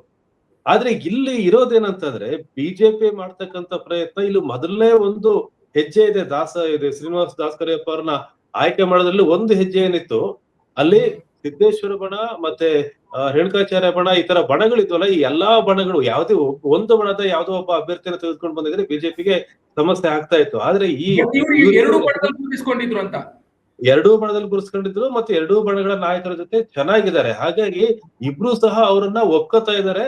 ಇದು ಬಿಜೆಪಿಗೆ ಮೊದಲ ಹಂತದಲ್ಲಿ ಸಿಕ್ಕಂತ ಗೆಲುವು. ಇನ್ನು ಎರಡನೇದಾಗಿ ಏನು ಅಂತಂದ್ರೆ, ಬಿಜೆಪಿ ಅಲ್ಲಿ ಯೋಚನೆ ಮಾಡ್ತಾ ಇರೋದು, ಕಾಂಗ್ರೆಸ್ ಹೇಗಾದ್ರೂ ಮಾಡಿ ಏನಾದ್ರೂ ಮಾಡಿ ಏನು ಮುಸ್ಲಿಂ ಸಮುದಾಯ ಕೇಳ್ತಾ ಇದೆ ಟಿಕೆಟ್ ಅನ್ನ, ಅವ್ರಿಗೆ ಕೊಟ್ಟು ಬಿಡ್ಲಿ ಟಿಕೆಟ್ ಅವರಿಗೆ ಅಂತ. ಅವರು ಬೇರೆ ಒಂದು ಈಗ ದಲಿತ ಸಮುದಾಯದ, ಅಹಿಂದ ಸಮುದಾಯದ ಒಬ್ಬ ವ್ಯಕ್ತಿಯನ್ನ ನಾವು ಅಭ್ಯರ್ಥಿಯನ್ನಾಗಿ ಮಾಡಿದೀವಿ, ಜೊತೆಗೆ ಹಿಂದೂಗಳು ಅಂತಕ್ಕಂಥ ಫ್ಯಾಕ್ಟರ್ ಸೇರ್ಬಿಟ್ಟು ಏನಾದ್ರೂ ಮುಸ್ಲಿಂ ಸಮುದಾಯದ ಎದುರಿಗೆ ಇರ್ತಕ್ಕಂಥ ವಿರುದ್ಧವಾದ ಓಟುಗಳು ಎಲ್ಲವೂ ಒಗ್ಗೂಡು ಬಿಟ್ರೆ ಅಂತಕ್ಕಂಥ ಒಂದು ಲೆಕ್ಕಾಚಾರದಲ್ಲಿ ಅವರಿದ್ದಾರೆ. ಆದ್ರೆ ಅದು ಅಷ್ಟು ಸುಲಭದ ಕೆಲಸ ಅಲ್ಲ. ದಾವಣಗೆರೆ ಅಂತ ಊರಲ್ಲಿ ಅಷ್ಟು ಸುಲಭವಾಗಿ ಅದು ಆಗೋದಿಲ್ಲ ಅದು. ಆದ್ರೆ ಅಂತ ಒಂದು ಯೋಚನೆ ಮಾಡ್ತಿರೋದಂತೂ ಹೌದು. ಮತ್ತೆ ಎರಡನೇದಾಗಿ ಏನು ಅಂತಂದ್ರೆ, ಕಾಂಗ್ರೆಸ್ ಪಕ್ಷ ಮುಸ್ಲಿಂ ಸಮುದಾಯವನ್ನ ಒಂದ್ ರೀತಿ ಟೇಕನ್ ಫಾರ್ ಗ್ರಾಂಟೆಡ್, ನಮಗೆ ಇರ್ತಕ್ಕಂಥ ಓಟುಗಳು ನಮಗೆ ಬರೋದು, ಅವ್ರು ಇನ್ನೇನ್ ಬಿಜೆಪಿ ಹಾಕ್ಲಿಕ್ಕೆ ಸಾಧ್ಯ ಇಲ್ಲ, ಆತರ ಎಲ್ಲ ಯೋಚನೆ ಮಾಡ್ತಾ ಇದೆಯಾ? ಆತರ ಏನಾದ್ರು ಯೋಚನೆ ಮಾಡ್ತಿದ್ರೆ ಬಹಳ ತಪ್ಪು. ಈಗಾಗಲೇ ದಾವಣಗೆರೆಯಲ್ಲಿ ಬಹಳಷ್ಟು ಜನ ಹೈದರಾಬಾದ್ ಇಂದ ಶೇರ್ವಾನಿ ಬರುತ್ತೆ ಅಂತ ಮಾತಾಡ್ತಾ ಇದ್ದಾರೆ. ಹೈದರಾಬಾದ್ ಇಂದ ಬರುತ್ತೋ ಬೇರೆ ಕಡೆಯಿಂದ ಬರುತ್ತೋ ಶೇರ್ವಾನಿ, ಆತರ ಏನಾದ್ರು ಬಂತು, ಅದೇನಾದ್ರು ಸ್ಟ್ರಾಂಗ್ ಆಯ್ತು ಅಂತಂದ್ರೆ ಅವರ ಏನು ಪರಂಪರಾಗತವಾದಂತ ಒಂದು ಮತ ಬ್ಯಾಂಕ್ ಇತ್ತು, ಆ ಮತ ಬ್ಯಾಂಕಿಗೆ ದೊಡ್ಡ ಪೆಟ್ಟು ಬೀಳುತ್ತೆ. ಕಾಂಗ್ರೆಸ್ ಈ ಬಗ್ಗೆ ಯೋಚನೆಯನ್ನ ಮಾಡಬೇಕಾಗಿದೆ. ಮತ್ತೆ ಇನ್ನೊಂದು ಅಂಶ ದಾವಣಗೆರೆಗೆ ಸಂಬಂಧಪಟ್ಟಂಗೆ, ಹೋಗ್ಲಿ ಮುಸ್ಲಿಂ ಸಮುದಾಯದ ಒಬ್ಬ ಅಭ್ಯರ್ಥಿಗೆ ಟಿಕೆಟ್ ಅನ್ನು ಕೊಟ್ಟು ಅಭ್ಯರ್ಥಿಯನ್ನ ಮಾಡೋಣ ಅಂತಂದ್ರೆ, ಅಬ್ದುಲ್ ಜಬ್ಬಾರ್ ಅವರಿಗೆ 2 ಬಾರಿ ವಿಧಾನ ಪರಿಷತ್ ಸದಸ್ಯರಾಗಿದ್ದಾರೆ. 2 ಬಾರಿ ಅವಕಾಶ ಕೊಟ್ಟಿದೆ ಅವ್ರಿಗೆ. ಈಗಲೂ ಹಾಲಿ ಸದಸ್ಯರು ಅವರು. ಟಿಕೆಟ್ ಅನ್ನು ಕೇಳ್ತಿರೋದು ಸಹ ಅವರೇನೆ, ಟಿಕೆಟ್ ಕೊಡಿ, ಯಾಕಂದ್ರೆ ನಮ್ ಕ್ಷೇತ್ರ ಇದು, ನಮ್ಗೆ ಅಲ್ಲಿ ಇದಾರೆ ಒಂದು 70ರಿಂದ 80,000 ಮತದಾರರು ದಾವಣಗೆರೆ ಕ್ಷೇತ್ರದಲ್ಲಿ ಇದ್ದಾರೆ. ಆ ದಾವಣಗೆರೆ ಕ್ಷೇತ್ರದಲ್ಲಿ 80,000 ಮತದಾರರು ಏನಿದ್ದಾರೆ, ಮನವೊಲಿಸಿಕೊಂಡು ಈ ಶಾಮನೂರ್ ಕುಟುಂಬದವರಿಗೆ ಒಂದು ಟಿಕೆಟ್ ಕೊಡುವಂತ ಸಾಧ್ಯತೆ ಇದೆಯಾ ಅಂತ. ಜಬ್ಬಾರ್ ಅವರು ಶಾಮನೂರ್ ಅವರ ಅತ್ಯಾಪ್ತ ಬಳಗದಲ್ಲಿ ಗುರುತಿಸಿಕೊಂಡವರು. ಜಬ್ಬಾರ್ ಅವರಿಗೆ ಏನೋ ಒಂದು ಮನವರಿಕೆ ಮಾಡಿಕೊಟ್ಟು, ಇಲ್ಲ ಈ ಬಾರಿ ಕುಟುಂಬ ರಾಜಕಾರಣಕ್ಕೆ ಕೊಟ್ಬಿಡೋಣ ಅನ್ನುವಂಥದ್ದನ್ನ ಪರೋಕ್ಷವಾಗಿ ಹೇಳ್ಬಿಟ್ಟು ಸಮರ್ಥಿಗೆ ಏನಾದ್ರೂ ಟಿಕೆಟ್ ಕೊಟ್ರೆ ಕುಟುಂಬದಲ್ಲಿ ಭಿನ್ನಮತ ಹೇಳೋದು ಸಹಜ. ಅಲ್ಲಿ ಮಲ್ಲಿಕಾರ್ಜುನ ಅವರ ಸಹೋದರ ಗಣೇಶ್ ಶಾಮನೂರ್ ಅವರು ಕೂಡ ಒಂದಿಷ್ಟು ಬೇಡಿಕೆಯನ್ನ ಇಡ್ತಾ ಇದ್ದಾರೆ, ನಮ್ ಕೊಡಿ ಅನ್ನುವ ಲೆಕ್ಕಾಚಾರದಲ್ಲಿ. ಆಮೇಲೆ ಪ್ರಭಾ ಮಲ್ಲಿಕಾರ್ಜುನ್ ತನ್ನದೇ ಆದಂತ ಪ್ರಭಾವಳಿಯನ್ನ ಇರಿಸ್ಕೊಂಡಿದ್ದಾರೆ. ಸೊ ಮಹಿಳಾ ಒಬ್ಬ ರಾಜಕಾರಣಿಯಾಗಿ ಸಂಸತ್ನಲ್ಲಿ ಅವರು ಒಂದಿಷ್ಟು ಆಕ್ಟಿವ್ ಇದ್ದಾರೆ, ಬೇರೆ ಬೇರೆ ರೀತಿಯಲ್ಲಿ ಅವರ ಬಗ್ಗೆ ಒಳ್ಳೆ ಅಭಿಪ್ರಾಯ ಇದೆ. ಮತ್ತೆ ಶಾಮನೂರ್ ಅವರು ಟ್ರಸ್ಟ್ ಮಾಡಿರುವಂತ ಕೆಲಸ ಇವತ್ತು ಮುಖ್ಯ ಆಗತ್ತೆ ಕಾಂಗ್ರೆಸ್ ಟಿಕೆಟ್ ನೀಡೋದ್ರಲ್ಲಿ ಅನ್ನುವಂತಹ ಲೆಕ್ಕಾಚಾರ ಕೂಡ ಇದೆಯಲ್ಲ ಅಂತ. ಆ ದಾವಣಗೆರೆ ಕ್ಷೇತ್ರದಲ್ಲಿ ಇರ್ತಕ್ಕಂಥ ಏನು ಸಮೀಕರಣ ಇದೆ, ಇದರ ಕಾರಣಕ್ಕಾಗಿನೇ ಅಲ್ಲಿ ಒಬ್ಬ ಮುಸ್ಲಿಂ ಅಭ್ಯರ್ಥಿಗೆ, ಮುಸ್ಲಿಂ ನಾಯಕನಿಗೆ ವಿಧಾನ ಪರಿಷತ್ತಿಗೆ ಅವಕಾಶವನ್ನ ಕಾಂಗ್ರೆಸ್ ಅಲ್ಲಿ ಮಾಡ್ಕೊಡ್ತಾನೆ ಇದೆ. ಅಬ್ದುಲ್ ಜಬ್ಬಾರ್ ಆ ಕಾರಣದಿಂದಲೇ ಆಯ್ಕೆ ಆಗಿದ್ದು. ಒಂದು ಅವಕಾಶ ಕೊಡ್ಬೇಕು ಅಂತ, ಯಾಕಂದ್ರೆ ಇಲ್ಲಿ ಶಾಮನೂರು ಶಾಸಕರಾಗಿದ್ದಾಗ, ನಾಯಕರಾಗಿದ್ದಾಗ ಇನ್ನೊಬ್ರಿಗೆ ಕೊಡ್ಲಿಕ್ಕೆ ಆಗೋದಿಲ್ಲ ಅದು. ಹಾಗಾಗಿ ಅವ್ರಿಗೊಂದು ಅವಕಾಶವನ್ನ ಕಾಂಗ್ರೆಸ್ ಪಕ್ಷ ಮತ್ತೆ ಶಾಮನೂರು ಶಿವಶಂಕರಪ್ಪ ಅವರು ಮಾಡ್ಕೊಡ್ತಾ ಇದ್ದಾರೆ. ಆದ್ರೆ ಈಗ ಅಬ್ದುಲ್ ಜಬ್ಬಾರ್ ಅವ್ರನ್ನ ಬಿಟ್ಟು ಬೇರೆ ಅಭ್ಯರ್ಥಿಯನ್ನ ನಾವು ನೋಡ್ತೀವಿ ಅಂತಂದ್ರೆ, MLA ಸ್ಥಾನಕ್ಕೆ ನಿಲ್ತಕ್ಕಂತ ಮತ್ತು ನಾಯಕನಾಗುವಂತ ಟಿಕೆಟ್ ಪಡೆಯಬಲ್ಲಂತ ವ್ಯಕ್ತಿ ಕಾಂಗ್ರೆಸ್ಸಿಯಲ್ಲಿ ಕಾಣ್ತಾ ಇಲ್ಲ. ಮುಸ್ಲಿಂ ಸಮುದಾಯ ತುಂಬಾ ಆಟ ಆಡಿದ್ರೆ ಅಬ್ದುಲ್ ಜಬ್ಬಾರ್ನೇ ನಿಲ್ಲಿಸಬಹುದು ಬಿಟ್ರೆ ಇನ್ನೊಬ್ಬ ನಾಯಕರು ಹುಟ್ಕೊಂಡಿಲ್ಲ. ದಿಢೀರ್ ಅಂತ ಚುನಾವಣೆ ಸಂದರ್ಭದಲ್ಲಿ ಯಾವ ನಾಯಕನು ಹುಟ್ಟಕ್ ಸಾಧ್ಯ ಇಲ್ಲ.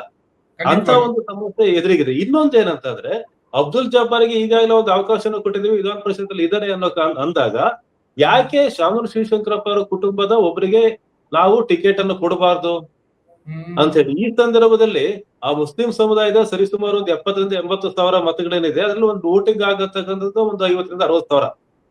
50ರಿಂದ 60,000 ಮತಗಳಲ್ಲಿ ಮ್ಯಾಕ್ಸಿಮಮ್ ಮತ ಸಮರ್ಥ ಅಭ್ಯರ್ಥಿಯಾದ ಕಾರಣಕ್ಕೆ ಈ ಕಡೆ ಬಂತು ಅಂದ್ರೆ, ಇನ್ನು ಹೈದರಾಬಾದ್ ಇಂದ ಶೇರ್ವಾನಿ ಬರಲಿ ಅಥವಾ ಎಲ್ಲಿಂದ ಬಂದ್ರು ಏನು ಉಪಯೋಗ ಆಗೋದಿಲ್ಲ. ಅಲ್ಲಿ ಬಿಜೆಪಿಗೂ ಸಹ ಅನುಕೂಲ ಆಗೋದಿಲ್ಲ. ಹಾಗಾಗಿ ಇನ್ನೊಂದು ಮಾತನ್ನ ಹೇಳಿದ್ರೆ, ಕುಟುಂಬ ರಾಜಕಾರಣ ಅಂತ ಹೇಳಿ, ಕುಟುಂಬ ರಾಜಕಾರಣ ಅನ್ನೋದು ಈಗ ಚರ್ಚೆನೆ ಅಪ್ರಸ್ತುತ ಆಗ್ಬಿಟ್ಟಿದೆ. ಏನು ಅಂತಂದ್ರೆ, ಆತ ಒಬ್ಬ ನಾಯಕ ಆಗಿರ್ಬೇಕು, ಜನನಾಯಕ ಆಗಿರ್ಬೇಕು, ಅಥವಾ ಏನು ಆಗಿರ್ಬಾರ್ದು, ಆತ ಕುಟುಂಬದವ್ರು ಹೌದು ಅಲ್ವೋ ಅನ್ನೋದು ಈಗ ಚರ್ಚೆ ಎಲ್ಲಾ ಪಕ್ಷದಲ್ಲೂ ಇದೆ. ಒಂದು ಪಕ್ಷ ಅಂತ ಅಲ್ಲ, ಸಮರ್ಥ ಹೋದ್ಸರಿ ಚುನಾವಣೆಯಲ್ಲಿ ಒಂದಿಷ್ಟು ವಿದೇಶದಲ್ಲಿ ಓದಿದ್ರು, ಬಂದ್ರು, ಒಂದು ಚುನಾವಣೆಯಲ್ಲಿ ಬರಿಗಾಲಲ್ಲಿ ಪಾದಯಾತ್ರೆ ಮಾಡಿ ನಾನು ಮತವನ್ನು ಕೇಳ್ತೀನಿ ಅಂತ ಹೇಳಿ ಕೆಲಸ ಮಾಡಿದ್ರು. ಅಜ್ಜನ ಜೊತೆ ಓಡಾಡಿದ್ರು, ಮಾಡಿದ್ರು. ಆದ್ರೆ ಅಷ್ಟಕ್ಕೆ ಮಾತ್ರ ನಾಯಕ ಆಗಲ್ಲ. ಅಷ್ಟು ಮಾಡಿದ್ರೆ ಮಾತ್ರ ನಾಯಕ ಅಂತ ಹೇಳಿದ್ರೆ, ನಾಯಕ ಅಂತ ನಾವ್ ಯಾರಿಗ್ ಹೇಳ್ತೀವಿ ಅಂದ್ರೆ, ಯಾರ ಮಾತನ್ನ ಒಂದು 10 ಜನ ಕೇಳ್ತಾರೋ, ಯಾರ ಮಾತನ್ನ ಒಂದು 100 ಜನ ಕೇಳ್ತಾರೋ ಆತ ನಾಯಕ ಆಗ್ತಾನೆ. ಸಮರ್ಥ ಮಲ್ಲಿಕಾರ್ಜುನ್ ಬಗ್ಗೆ ಒಂದಿಷ್ಟು ಒಲವು ಕಾಂಗ್ರೆಸ್ನ ಕಾರ್ಯಕರ್ತರಲ್ಲಿ ಇದೆ ಅನ್ನೋದು ಸ್ಪಷ್ಟ ಆಯ್ತು ಮೊನ್ನೆ ಮಂಜುನಾಥ್ ಭಂಡಾರಿ ಸಭೆಯಲ್ಲಿ ಕೂಡ. ಆದ್ರೆ ಯಾವ ಕಾರಣಕ್ಕಿರುತ್ತೆ ಅಂದ್ರೆ, ಶಾಮ್ನೂರ್ ಅವ್ರ ಕುಟುಂಬ, ಶಾಮ್ನೂರ್ ಅವ್ರ ಕಾರಣಕ್ಕಿರುತ್ತೆ, ಸಮರ್ಥ ಅನ್ನೋ ಕಾರಣಕ್ಕಿರೋದಿಲ್ಲ ಅದು. ಹಾಗಾಗಿ ಸಮರ್ಥ ಸಹ ಒಬ್ಬ ನಾಯಕನಾಗಿ ಗುರುಸ್ಕೊಳ್ಬೇಕು, ಸಮರ್ಥ ಸಹ ಒಬ್ಬ ನಾಯಕನಾಗಿ ಬೆಳಿಬೇಕು. ಆಗ ಮಾತ್ರ ಶಾಮ್ನೂರ್ ಕುಟುಂಬದಲ್ಲಿ ಇದ್ರೂ ಸಹ ಸ್ವತಂತ್ರವಾದಂತ ವ್ಯಕ್ತಿತ್ವನ ರೂಪಿಸ್ಕೊಂಡು ನಾಯಕ ಆಗ್ಲಿಕ್ಕೆ ಸಾಧ್ಯ ಆಗತ್ತೆ. ಇಲ್ಲ ಶಾಮ್ನೂರು ಕುಟುಂಬದ ಅಜ್ಜನ, ಅಪ್ಪನ, ಅಮ್ಮನ ಛಾಯೆಯಲ್ಲೇ ಬರ್ತೇನೆ ಅಂತಂದ್ರೆ ನಾಯಕನಾಗಿ ಗುರುಸಕ್ ಸಾಧ್ಯ ಇಲ್ಲ. ಮತ್ತೆ ಇನ್ನೊಂದು ಶಾಮ್ನೂರ್ ಕುಟುಂಬಕ್ಕೆ ಇರ್ತಕ್ಕಂತ ಆತಂಕ ಏನಂದ್ರೆ, ಏನು ಉಪಚುನಾವಣೆ ಇದು, ಇನ್ನು 1.5 ವರ್ಷ ಇದೆ, ಆಯ್ತು ಮುಸ್ಲಿಂ ಸಮುದಾಯದ ಅಭ್ಯರ್ಥಿ ಕೊಟ್ಟು ಬಿಡೋಣ ಅಂತಂದ್ರೆ ಮತ್ತೆ ಈ ಕ್ಷೇತ್ರ ಅವರ ಕುಟುಂಬಕ್ಕೆ ವಾಪಸ್ ಸಿಗುತ್ತೆ ಅನ್ನುವಂತ ನಂಬಿಕೆ ಅವರಿಗೂ ಸಹ ಇಲ್ಲ. ಯಾವುದೇ ಒಂದು ಏನ್ ಮಾಡ್ತಾರೆ ಅಂತಂದ್ರೆ, ಆ ಕ್ಷೇತ್ರ ಬಿಟ್ಬಿಡಲ್ಲಪ್ಪ ನಾನು. ನೀವು ಎಸ್ ಮಲ್ಲಿಕಾರ್ಜುನ್ ಬಹಳ ಸರಿ ಹೇಳಿದ್ದಾರೆ, ನಮ್ಮ ಕ್ಷೇತ್ರಗಳವು ಅಂತ, ನಮ್ ಕ್ಷೇತ್ರಗಳವು ಅಂತ. ಅಂದ್ರೆ ನಾವು ಗೆಲ್ತಕ್ಕಂತ ನಾವು ರುದ್ದಿರ್ತಕ್ಕಂಥ ಕ್ಷೇತ್ರಗಳು ನಮ್ಮ ಕ್ಷೇತ್ರಗಳು ಅಂತೇಳಿ ಒಂದ್ ರೀತಿ ದಾವಣಗೆರೆ ಅಂದ್ರೆ ಯಜಮಾನರ ಧ್ವನಿ ಇರುತ್ತಲ್ಲ, ಆ ರೀತಿ ಅವರು ಮಾತನಾಡಿದ್ದಾರೆ. ಹಾಗಾಗಿ ಶಾಮ್ನೂರ್ ಕುಟುಂಬ ದಾವಣಗೆರೆಗೆ ಬಿಲ್ಡ್ ಮಾಡಿಟ್ಟಿದ್ದಾರೆ ಅವರು. ಶಾಮ್ನೂರ್ ಶಿವಶಂಕರಪ್ಪನವರು ಏನಲ್ಲಿ ಒಂದು ಅಪ್ಪಾಜಿ ಸಂಸ್ಕೃತಿಯನ್ನ ಬಿಲ್ಡ್ ಮಾಡಿಟ್ಟಿದ್ದಾರೆ. ಶಾಮ್ನೂರ್ ಶಿವಶಂಕರಪ್ಪನವ್ರದ್ದು ಆ ದಾವಣಗೆರೆ ಹಾಗೇನೆ. ಅದು ದಾವಣಗೆರೆ ಏನಲ್ಲಿ ಕೇಳಿದ್ರು ಜನ ಅಲ್ಲಿ ಎಸ್ ಅಂತಾರೆ. ಎಸ್ ಅಂದ್ರೆ ಶಾಮ್ನೂರ್ ಶಿವಶಂಕರಪ್ಪ ಅಂತ. ಏನ್ ಮಾಡ್ಬೇಕು ಅಂದ್ರೆ SSC ಕೇಳ್ಬೇಕು, ಏನ್ ಹೇಳಿದ್ರೆ ಎಸ್. ಹಾಗಾಗಿ ಒಂದು ಎಸ್ ಸಂಸ್ಕೃತಿಯ ಒಂದು ಊರದು ದಾವಣಗೆರೆ. ಆದ್ರೆ ದಾವಣಗೆರೆಯ ಬೆಳವಣಿಗೆನಲ್ಲಿ, ಆ ಊರಿನ ಅಭಿವೃದ್ಧಿಯಲ್ಲಿ ಶಾಮ್ನೂರು ಮತ್ತೆ ಶಾಮ್ನೂರ್ ಕುಟುಂಬದವ್ರ ಪಾತ್ರ ಬಹಳ ದೊಡ್ಡದಿದೆ.